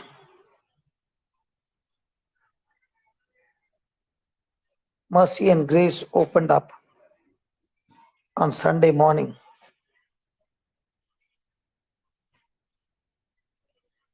To destroy every condemnation, every guilt, every voice of the stranger. We are his sheep. We hear the voice of the good shepherd. He is with us. He is here right now to talk to us and ask us the same question he asked Peter. Do you love me? And the answer is yes. And Jesus gives us a job to be the shepherd of a sheep.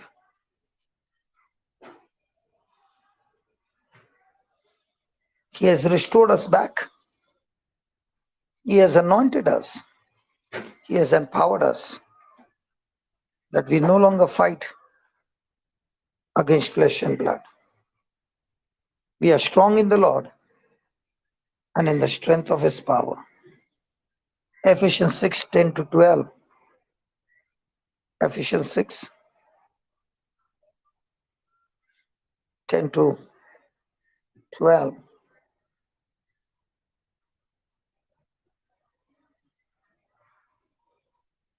Thank you, Jesus. In conclusion, be strong in the Lord. Be empowered through your union with Him. Draw your strength from Him. That strength which His boundless might provides. Put on God's whole armor, the armor of a heavy armed soldier, which God supplies, that you may be able successfully to stand up against all, the strategies and the deceits of the devil. For we are not wrestling with flesh and blood, contending only with physical opponents, but against the despotism, against the powers, against the master spirits who are the world rulers of this present darkness, against the spiritual forces of wickedness in the heavenly supernatural sphere. Praise God. Thank you, Jesus. Hallelujah. Hallelujah. Hallelujah. Thank you, Jesus. Yeah, thank you, Jesus. Thank you, Thank you, Jesus. Jesus. Praise God. Thank you, Praise God. Jesus. Praise Thank you, God. Thank you, Jesus. Jesus. Thank you, Jesus. Thank you, Jesus. So let this word be throughout the day. Do you love me more than these?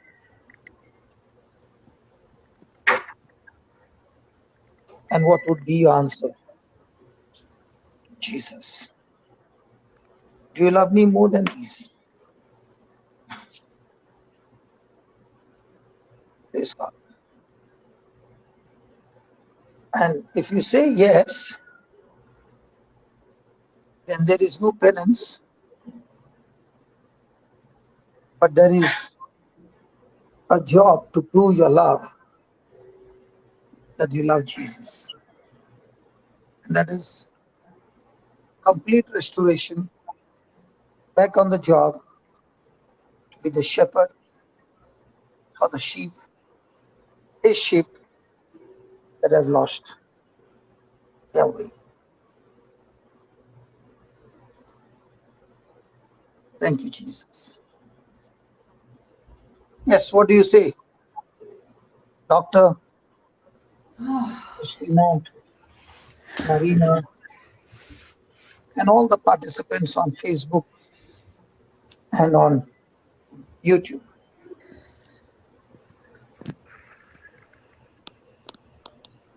Beautiful. What do you say? And Jesus is asking the it's same too question. beautiful. Yes. I say yes. Such a reminder and so much to reflect upon, rather.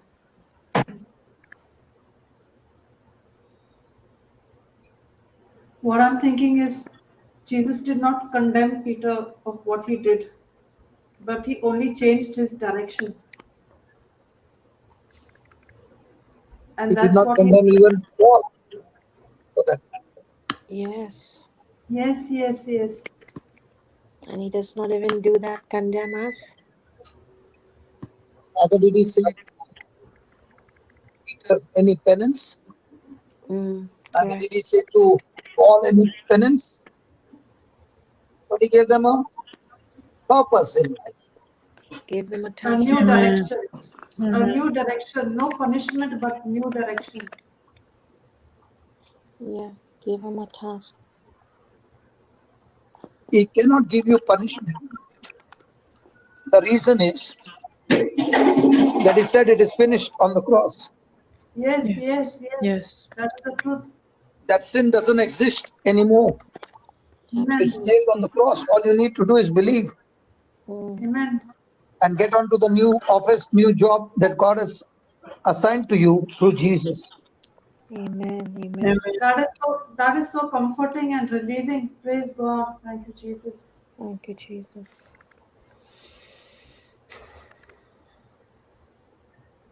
That He no longer sees our past and it's all over, nailed on the cross.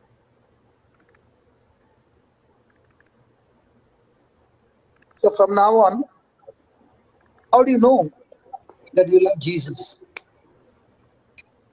When we are feeding His lamb, Get up and Sorry? feed his man. when we are feeding His lamb, when we have taken the task that He's given us, When we keep we His carry, commandments. when we love one another,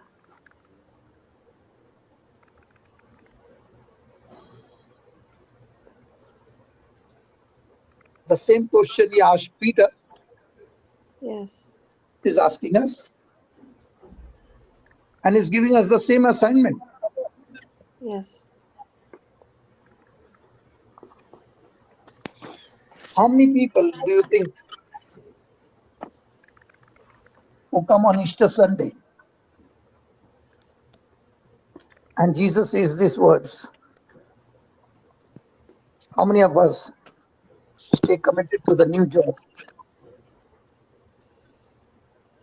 How many of us stay committed to look out for the lost sheep, the lost lamb, tend them, feed them? Come on. Remember, Christ is the good shepherd, Jesus, and he dwells inside of you. And it is he who gives assurance to guide you as a shepherd to look out for the lamb, the sheep that have lost their way, and to feed the sheep.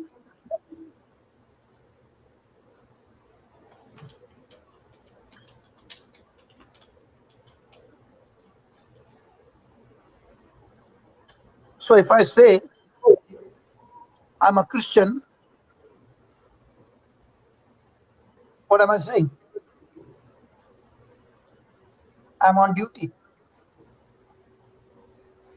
What duty? Feed the lamb, tend the sheep, and feed the sheep.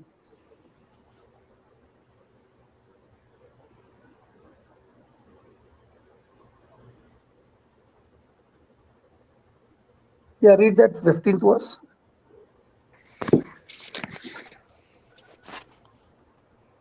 So when they had dined, Jesus says to Simon Peter,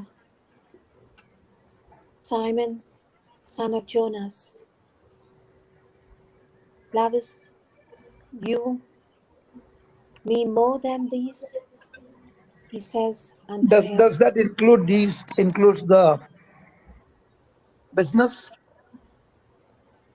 yes, yes, Not only not only the total 11 that were there,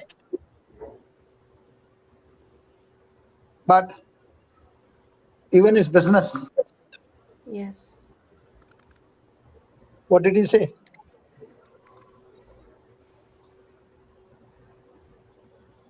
He says unto him,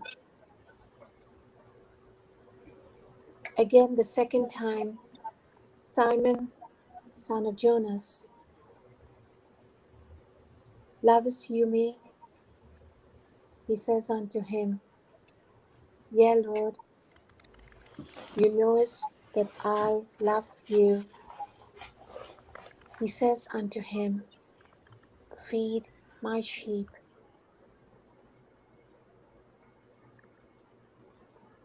He says unto him the third time, Simon, son of Jonas, love you me?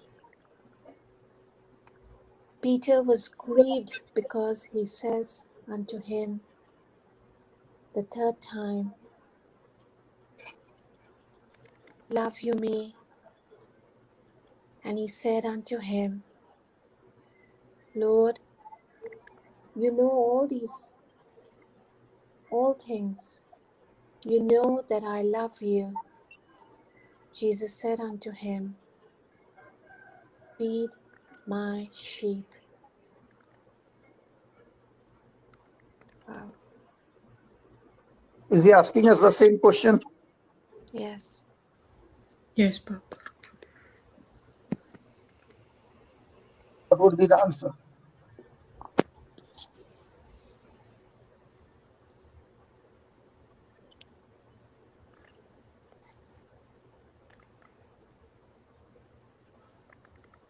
You know, when Jesus was asking Peter 3 times Yes. if he loved him,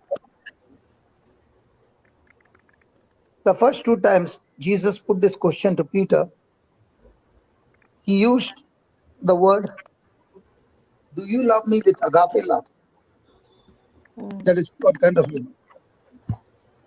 And Peter responded to each of these questions with a word saying, I love you with a philo love. Philo or filio, which means love towards another as a friend. So, in other words, Peter was telling Jesus, I know my limitations and I love you with a friend, love of a friend. The third time when Jesus asked him if he loved him, the third question was not, do you love me with a philo love? Do you love me? Sorry, if you love me with agape love, but Jesus asked him the third time, do you love me with a filial love? And this brought sadness to Peter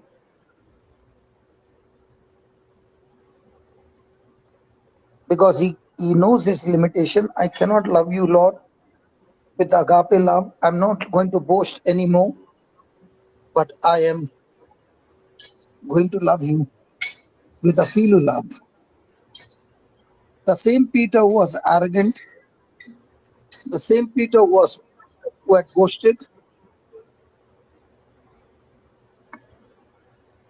he was the one who said, Lord, though all men shall be offended because of you, yet will I never be offended. That was agape love. But now he understands with his own life experience that he cannot operate in agape love, and with his own failure, he has humbled himself no longer to be arrogant, boastful.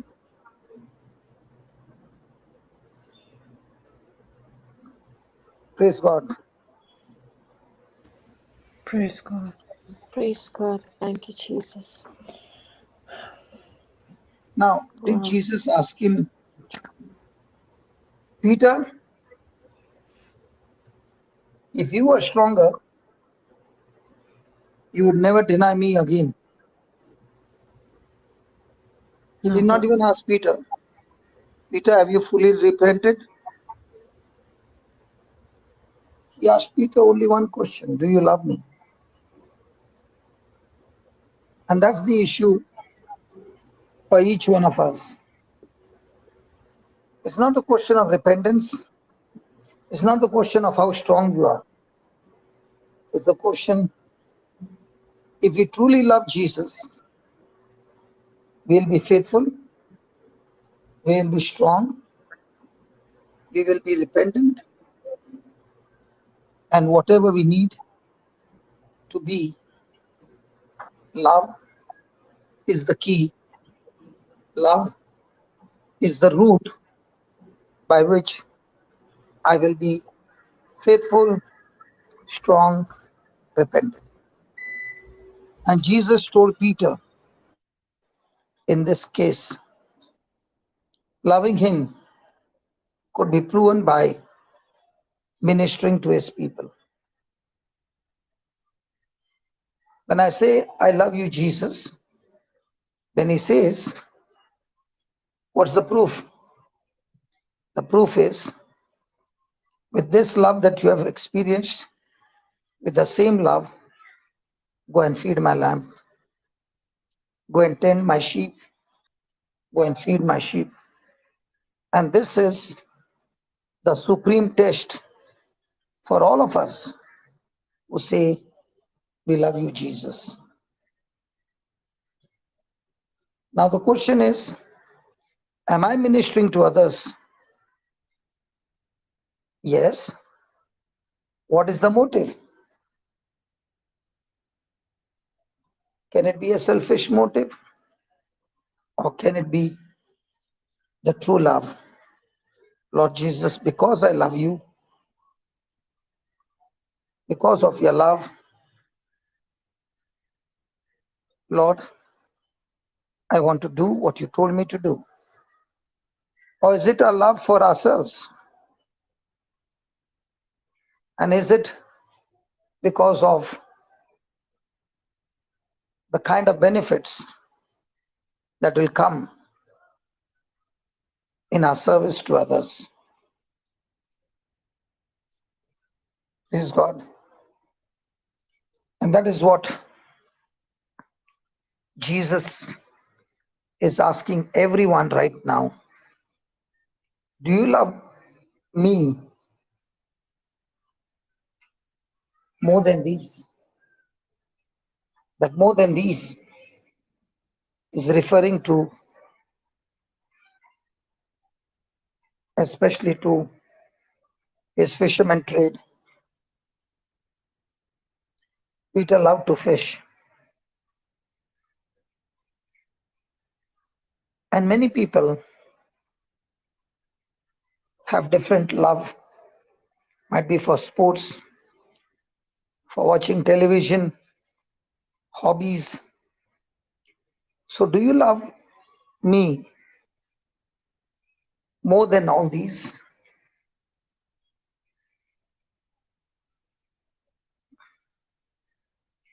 Do you love me, Peter, more than James, John, and the others?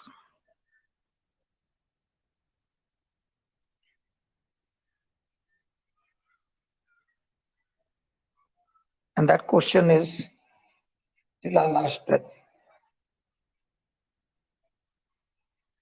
Peter still believed that he loved Jesus more than any other person.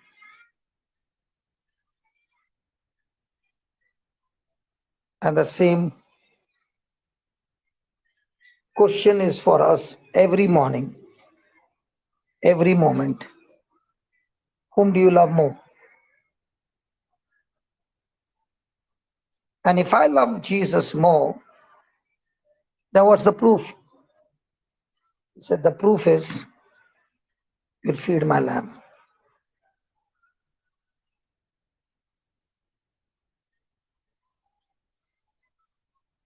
Thank you, Jesus. Thank you, Jesus. Thank you, Jesus. Thank you, Father. Thank you, Jesus. And even when you feed the lamb or the sheep, the question is still deep within. Is there any motive why you are doing this service? Can it be money? Can it be fame? What is it? Or is it purely love for Christ? And if it is purely love for Christ, then you have love for everybody, especially the poorest of poor, especially the ones whom this world hates.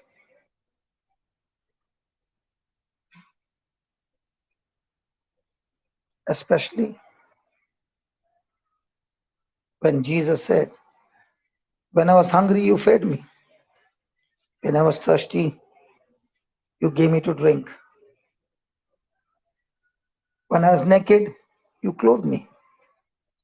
When I was homeless, you sheltered me. When I was sick, you served me. When I was in the prison, you visited me. And this is the love that Jesus is looking for.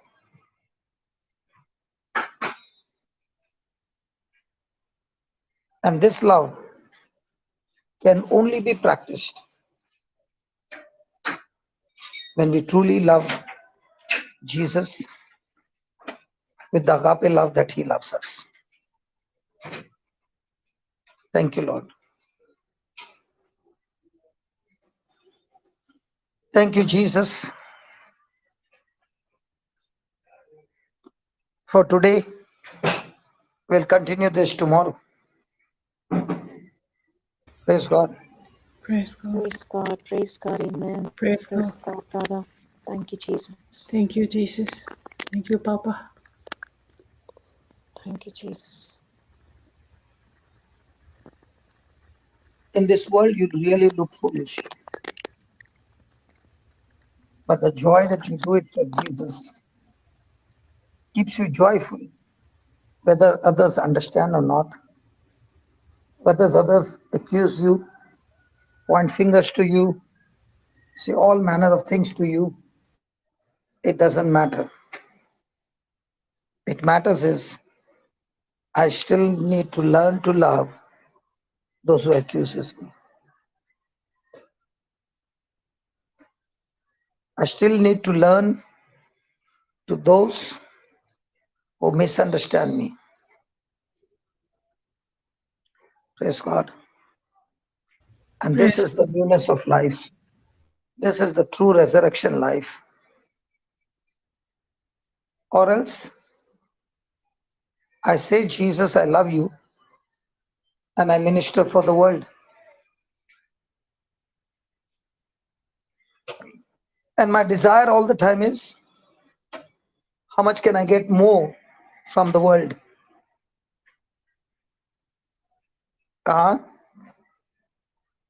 Yes, so true, brother. True. Praise God. Praise God. Praise God. Thank you, Lord, for teaching us these powerful truths. That it does not matter now. Who loves me, who does not love me. What matters is, how much do I love who don't deserve to be loved? How much do I love those who are against me?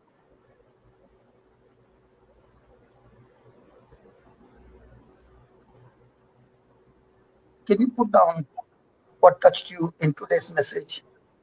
Please, please. Or else we'll be only saying the teaching was good. Now, when you put down and you highlight those points, those words that you put down is your faith. You are preaching now, and you are feeding some of the lambs, some of the sheep, some of them who have gone astray. Come on, this is a time for you to preach. And put down the comments. Come on, my friend. It's your faith. You are ministering now. Jesus is saying, do you love me? Yes. Go ahead and feed my lamb who are there on this platform right now. Come on. Tell the Holy Spirit to help you to put the message. What do you say, doctor? Are you there? I was just writing the message, Papa, and I'm writing, Jesus never asked me. You can say the Marina will type. She's very good in typing. Go Praise God. ahead and say. Jesus never asked me if I repented. He trusted me that I can go and feed the lamb. he asked me to go and feed the lamb. What about the penance? What about that? Can you say that, Papa, again? What about the penance? No, he didn't give me any penance. He did not give Peter also. No, Neither did he give Saul. no, Neither did he give anybody. no. He finished it on the cross. Yes. You know, So Papa, don't ever today, say my penance is that I am feeding the lamb. That would be a wrong direction, because you cannot pay for your sin with penance of feeding the lamb. You can't do that, because no matter, even if you burn your body for the poor and you don't do it with agape love, it is useless. It is nothing but your own righteousness.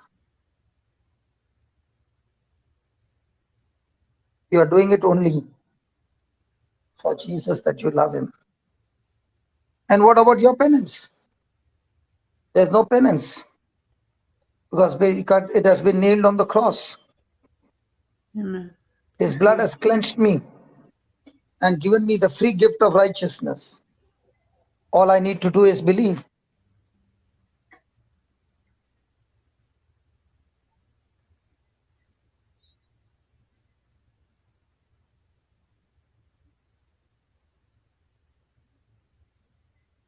Thank you, Jesus.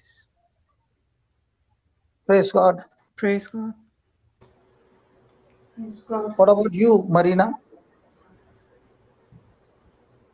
Praise God, Papa. Just 2 days ago, with all these messages, with all these teachings that we have been hearing, there was this urgent message that somebody wants to end her life along with her daughter. And the joy is just picking up the phone and calling her and speaking to her and giving her the word and making her believe that the Bible that she's touching is the flesh of Jesus, and she was crying so much because of experiencing that love of Jesus. Not only her life was saved, but her daughter's also. And so many good things have happened, and I'm just rejoicing that those two souls were saved. And they are anointed warriors now in their journey with the Word of God. And yet another lamb from somewhere else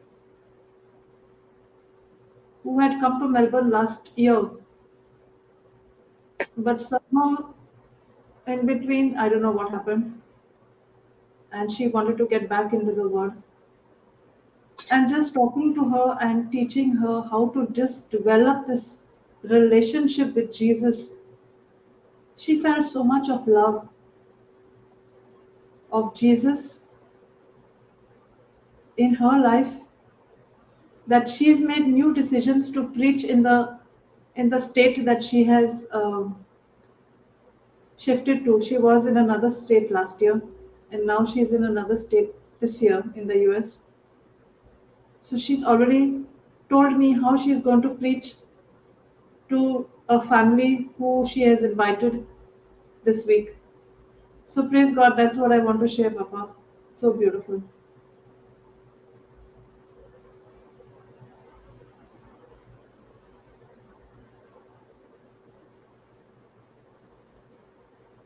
Praise God. What about you, Christina?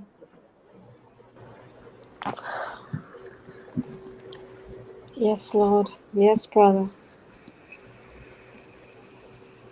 It is truly, it is like a reminder, saying yes to Him, that He's considered me, and there's no penance, there's no Nothing that he's asking, but just to show love that he has shown me. I was like truly a lost soul. And now that I'm here, this beautiful assignment that he knows and believes that I can do it. Now through you and the understanding that we are getting through you, brother, it's too amazing. And yes, I'm saying yes, yes, yes to him.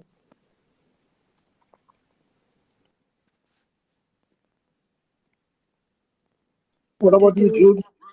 Praise God. Jude?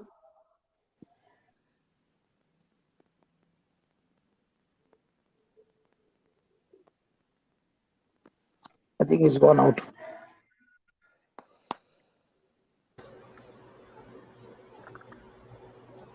Okay, you can take those messages on the YouTube, Facebook. Just a minute, I'm just scrolling up.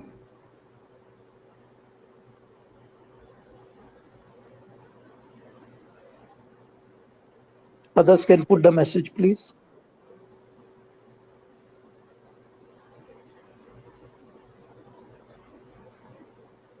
Um,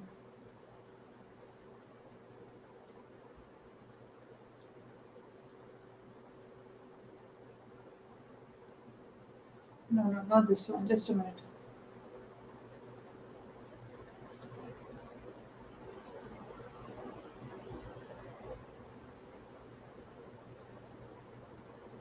What I think is when we say deep teaching, brother, packed with understanding, surely we need to listen to this over and over and over. We're always saying this all the time, but I think we need to go into action now.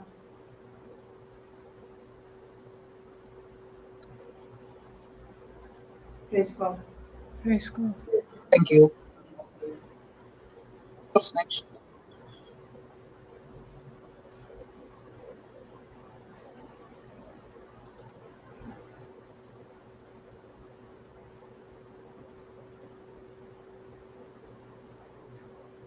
Now you can read it. Yes, so much understanding from Papa J. Johnson and live a new life and believe in Jesus. Praise God. Thank you, Jesus. Zurina, loving one another. Thank you, Holy Spirit, for revealing the truth. Vienna, now the love is only Jesus.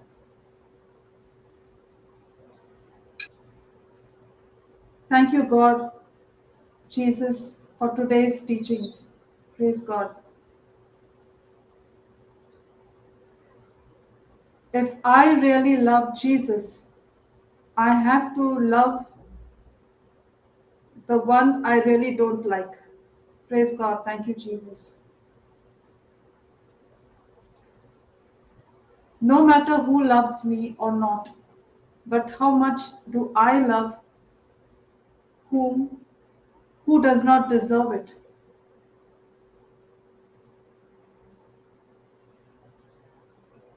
Jesus never asked me if I repented. He only asked me if I can feed his lambs. No penance. Thank you, Jesus. When you have the love is the key by which repentance will come. Okay, it will come from your heart. So it's not that there is no repentance, but love being the key, everything will change. Praise God. Actually, what I think is, Papa, when you love and you're feeding his lambs, that is the proof that you have repented, correct? Because when you're feeding the lamb, it's a two-edged sword. It also pierces your heart. Yes, yes. And you find so much of things or gone out of you as well, as you have been feeding the lamb, as you have been feeding others. You are finding a true commitment. Everything in your life begins to change. But remember, love is the key. So it does not mean that there is no repentance. Now, when love is the key or the root, all other things will follow deep from within. Praise God. Praise God. And when I'm feeding the lambs, I'm making corrections myself. Correct, Papa? Yes, yes, yes, yes. But Praise only God. when you're sensitive. What is Otherwise, that? you might be feeding the lamb, and you might be becoming judgmental, ego, all that. But when you're feeding the lamb, very important is, if love is the root of feeding the lamb, then all other things will change in your life. But if Yes, love is Papa. not the key, something else is the key, then you will be feeding the lamb, but your life will be extremely miserable.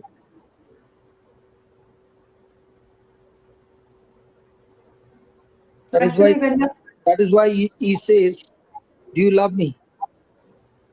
Because when I really love Jesus, then with that same love that I'm loving Jesus, I will be able to love others.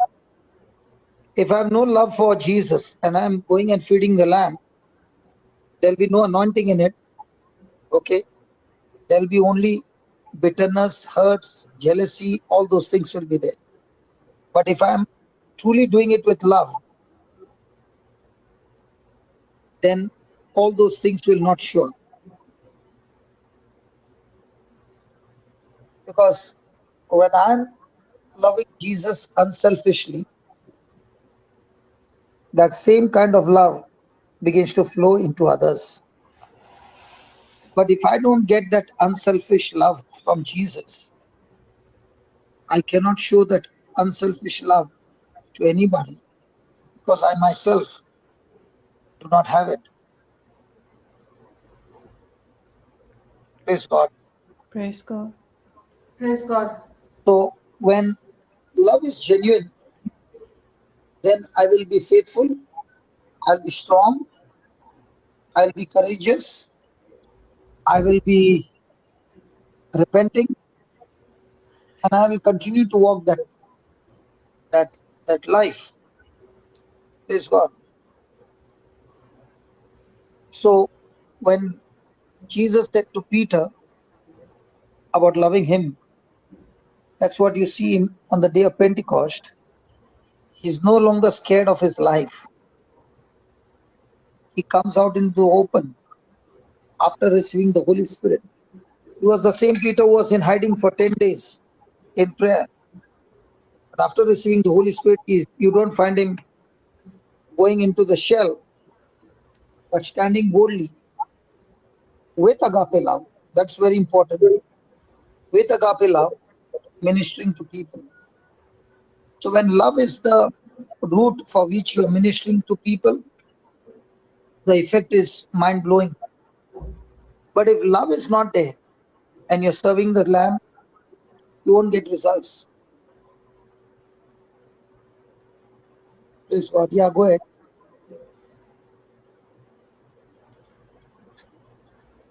Surina says, thank you, Jesus. Though I walk in the flesh, I do not war against the flesh. Thank you, Jesus, that you have reminded me that I'm not the old Peter, but the Peter after the Pentecost. Praise God. Thank you, Praise Jesus. God. Celestina, thank you, Jesus, that because you love me, I'm going and feeding your lambs. Thank you, Jesus. And she has been, I'd like to say this about her, is she has been very vigilant about people who have been putting prayer requests on the chat, and she has been ministering to them and giving them the helpline numbers. And she's already feeding the lambs while the teaching is going on also. Praise God. Thank you, Celestina.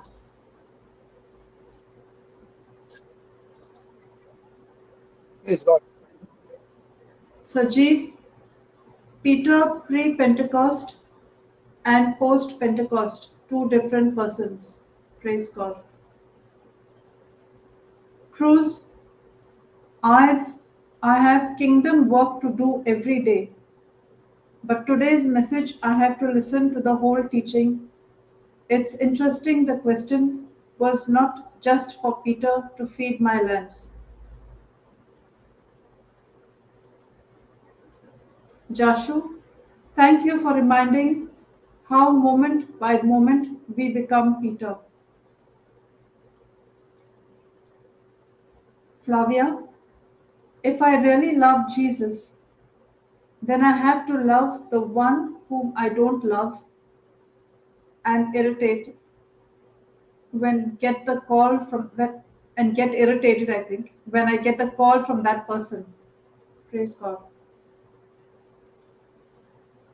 Vienna, Jesus set me free and asked me to set everyone free. Freely I have received, freely I give. I am forgiven because Jesus paid my debt.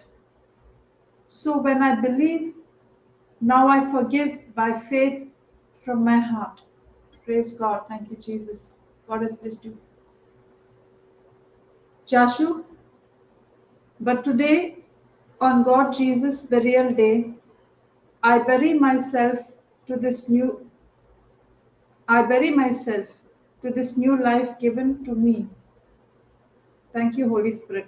I bury myself and I live this new life given to me. Praise God. Thank you, Jesus. Thank you for the correction, Marina. Yes. She did not understand. I understood what she meant. Praise God. When I say I love Jesus, I will not sit quiet. Instead, I feed his lambs. Thank you, Jesus. Please open the door for me, Lord, to serve your lambs. I don't think Jesus has to open the door. You just need to look around and you will find a lot of lambs to serve. Praise God. Yes. Absolutely true. Praise God. Yeah. Meena, brother, every day my mind get more alert and active to do God's will. My understanding has widened and I know my path now. Jesus, I love you. Praise God. Thank you, Jesus. Fatima, yes, knowing the depth of his forgiveness made strong attempts not to repeat. I need to feed his lambs who are longing and waiting for the truth. Praise God. Celestina, Lord, let me be more sensitive to the voice of your lambs. Praise God. God has blessed you, Celestina. Praise God. Rock, I want to know more about him, to love others. This is my weakness. I cannot, but I can do with him. I cannot do anything on my own strength, but I can do with him. Praise God. Thank you, Jesus. Christina, praise Jesus. Thank you, Jesus. We learned to make you our defender and to rely on you wholly. Yes, Lord, you cleansed me as white as snow. Thank you for the assignment of feeding your lambs. Yes, Lord. God has blessed you, Christina. Praise God. Thank you, Jesus. Anita, to love and forgive those who come against me. This is what I ask the Holy Spirit to help me in this area and correct me in the areas I'm lacking. And I'm doing only for Jesus. Praise God. God has blessed you, Anita. Praise God. Thank you, Jesus. Brigida, I'm more hungry to love Jesus. Praise God. Anita, and when you're doing in your own family and only for Jesus, it becomes more easy to go out and preach the gospel to others. Thank you, Holy Spirit. Praise God.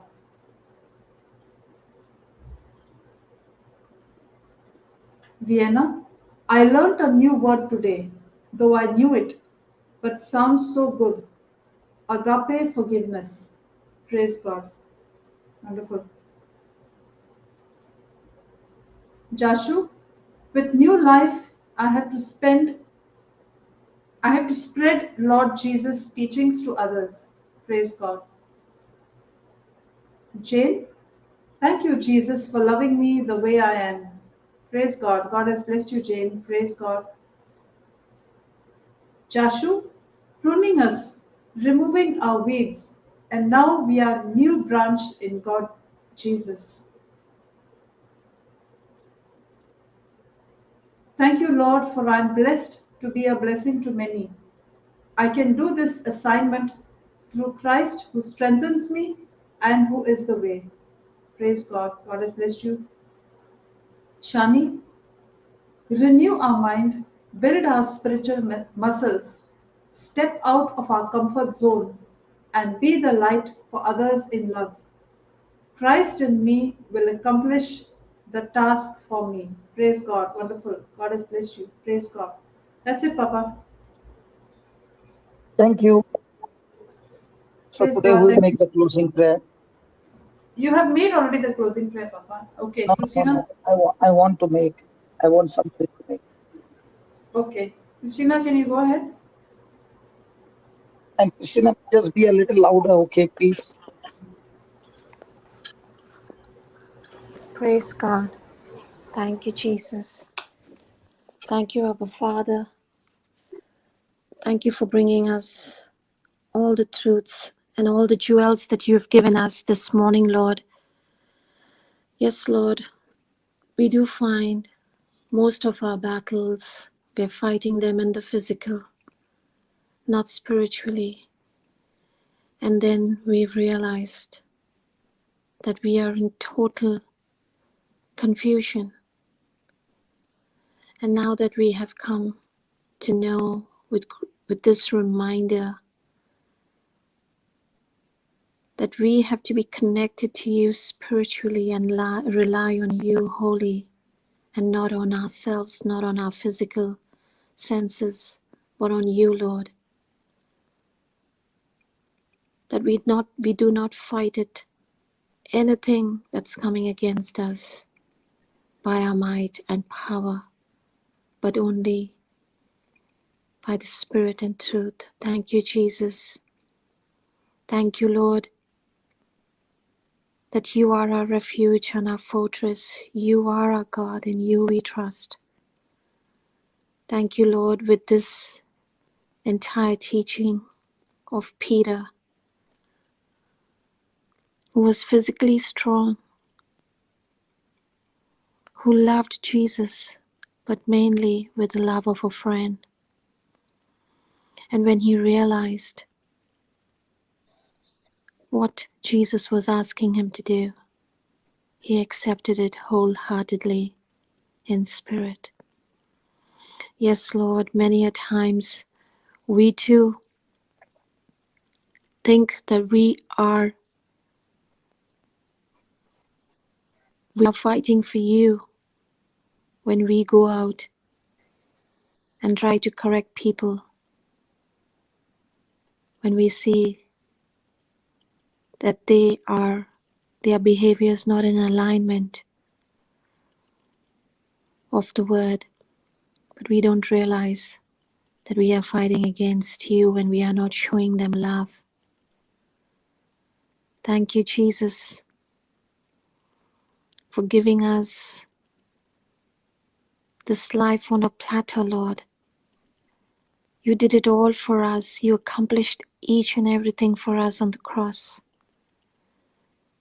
not questioning us about our past, no penance, no punishment, because you said it's finished. Thank you, Jesus, for the love that you did, that you showed your disciples, that in spite of them staying with you for 3 long years, learning and journeying with you, when the time came, they all ran away. They went back to their old lives. But yet you came once again, just overlooking everything and giving them the task and assignment, asking them to carry your mission forward. Likewise, through this teaching and preaching by our precious Brother Johnson, who is a true example of you, Lord, who's doing every single thing in agape love, that God kind of love, that he has understood who he is now, what is his assignment here on earth, and he's imparting it all to us. Like the way you have washed us, Lord, you said, Lord, we could not partake of you if you had not to wash us clean. And so thank you, Lord, that we, each one of us here, are going to reflect on this teaching, on all that has been revealed to us this morning,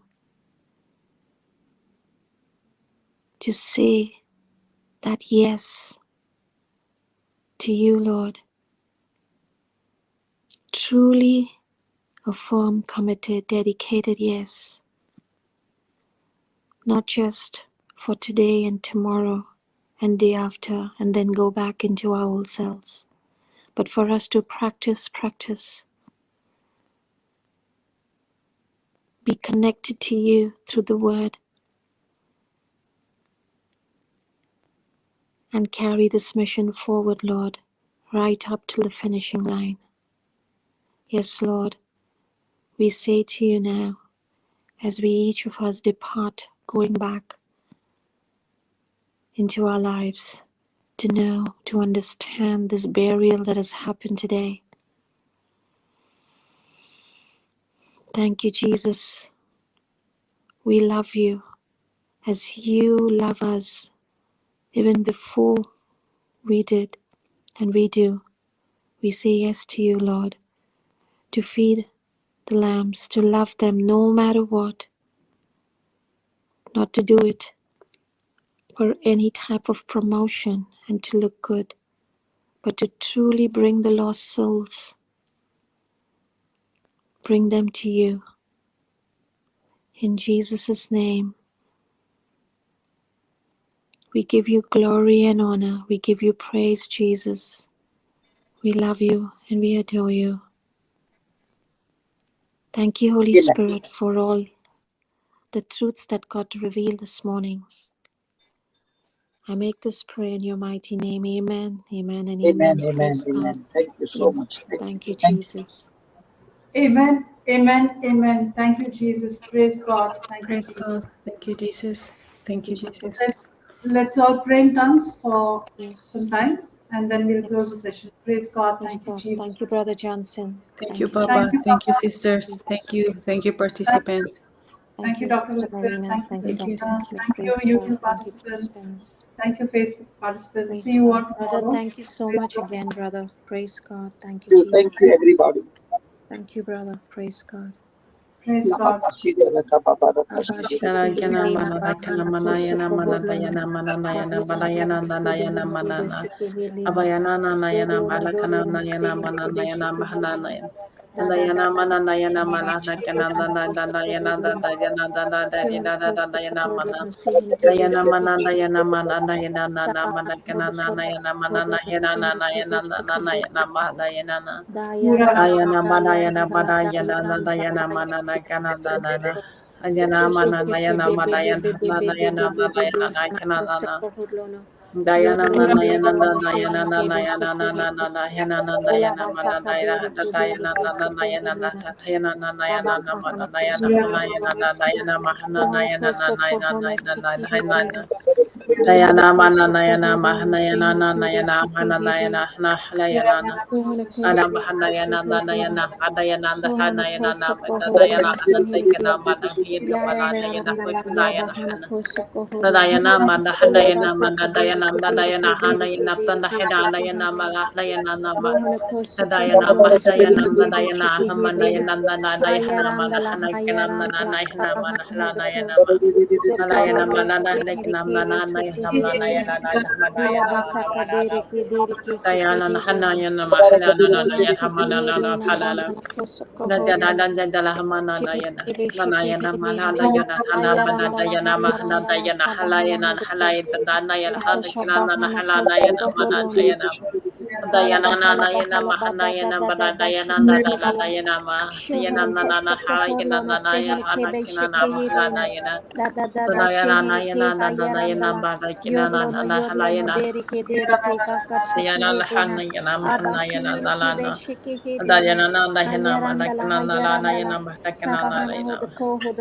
Awana yana manada yana manada dayana manada. Dayana manada kanana yana hamana yana manada yana mana. Dalayana manakana nalayana manada kanana yana wahana yana manana yana. Dayana manada kanana yana manada hilana yana manana yana manada halana yana. Nadayana malanda kinana mananayana nanayana mananayana padadayana haldadayana pahdayana nana malahayana Dalayana nakinana malada kinana nayana hana maladayana nanayana pahdakina mananayana mananayana yana nahalanayana Dadayana mananayana nanayana halayana nanayana amananayana dadayana mahnakina nanayana maladayana layana Dalayana nakinana nayana mananayana Thank you, Jesus. Thank Praise you, God. Jesus. Thank Thank you, you, Jesus. Jesus. Praise Thank you, God. Jesus. Hallelujah. Praise Praise God. God. Thank Thank you, you, Jesus. Jesus. Thank you, Jesus. The devil always uses condemnation. No matter how much you prayed, no matter how much you fasted, no matter how much you went for mass, you read the scripture, you did this, you did that, the devil will come. It's not enough. It's not enough. You did not do this. You did not do that. You did not get up at 6 o'clock. You did not get up at 3 o'clock. You forgot to say this. Today you did not speak in tongues. He will keep coming and telling that you are based on your action, and all I have to do is to keep renewing my mind. I am not based on what I do. I am what I am because of the grace of God. What begins to work for people who are in depression, or people who are doubting, or people who are offended, or people who are bitter, or people who got unforgiveness is go back to the scripture, because the scripture is the one that will set you free. When the word abides in you, you shall know the truth, and the truth will set you free.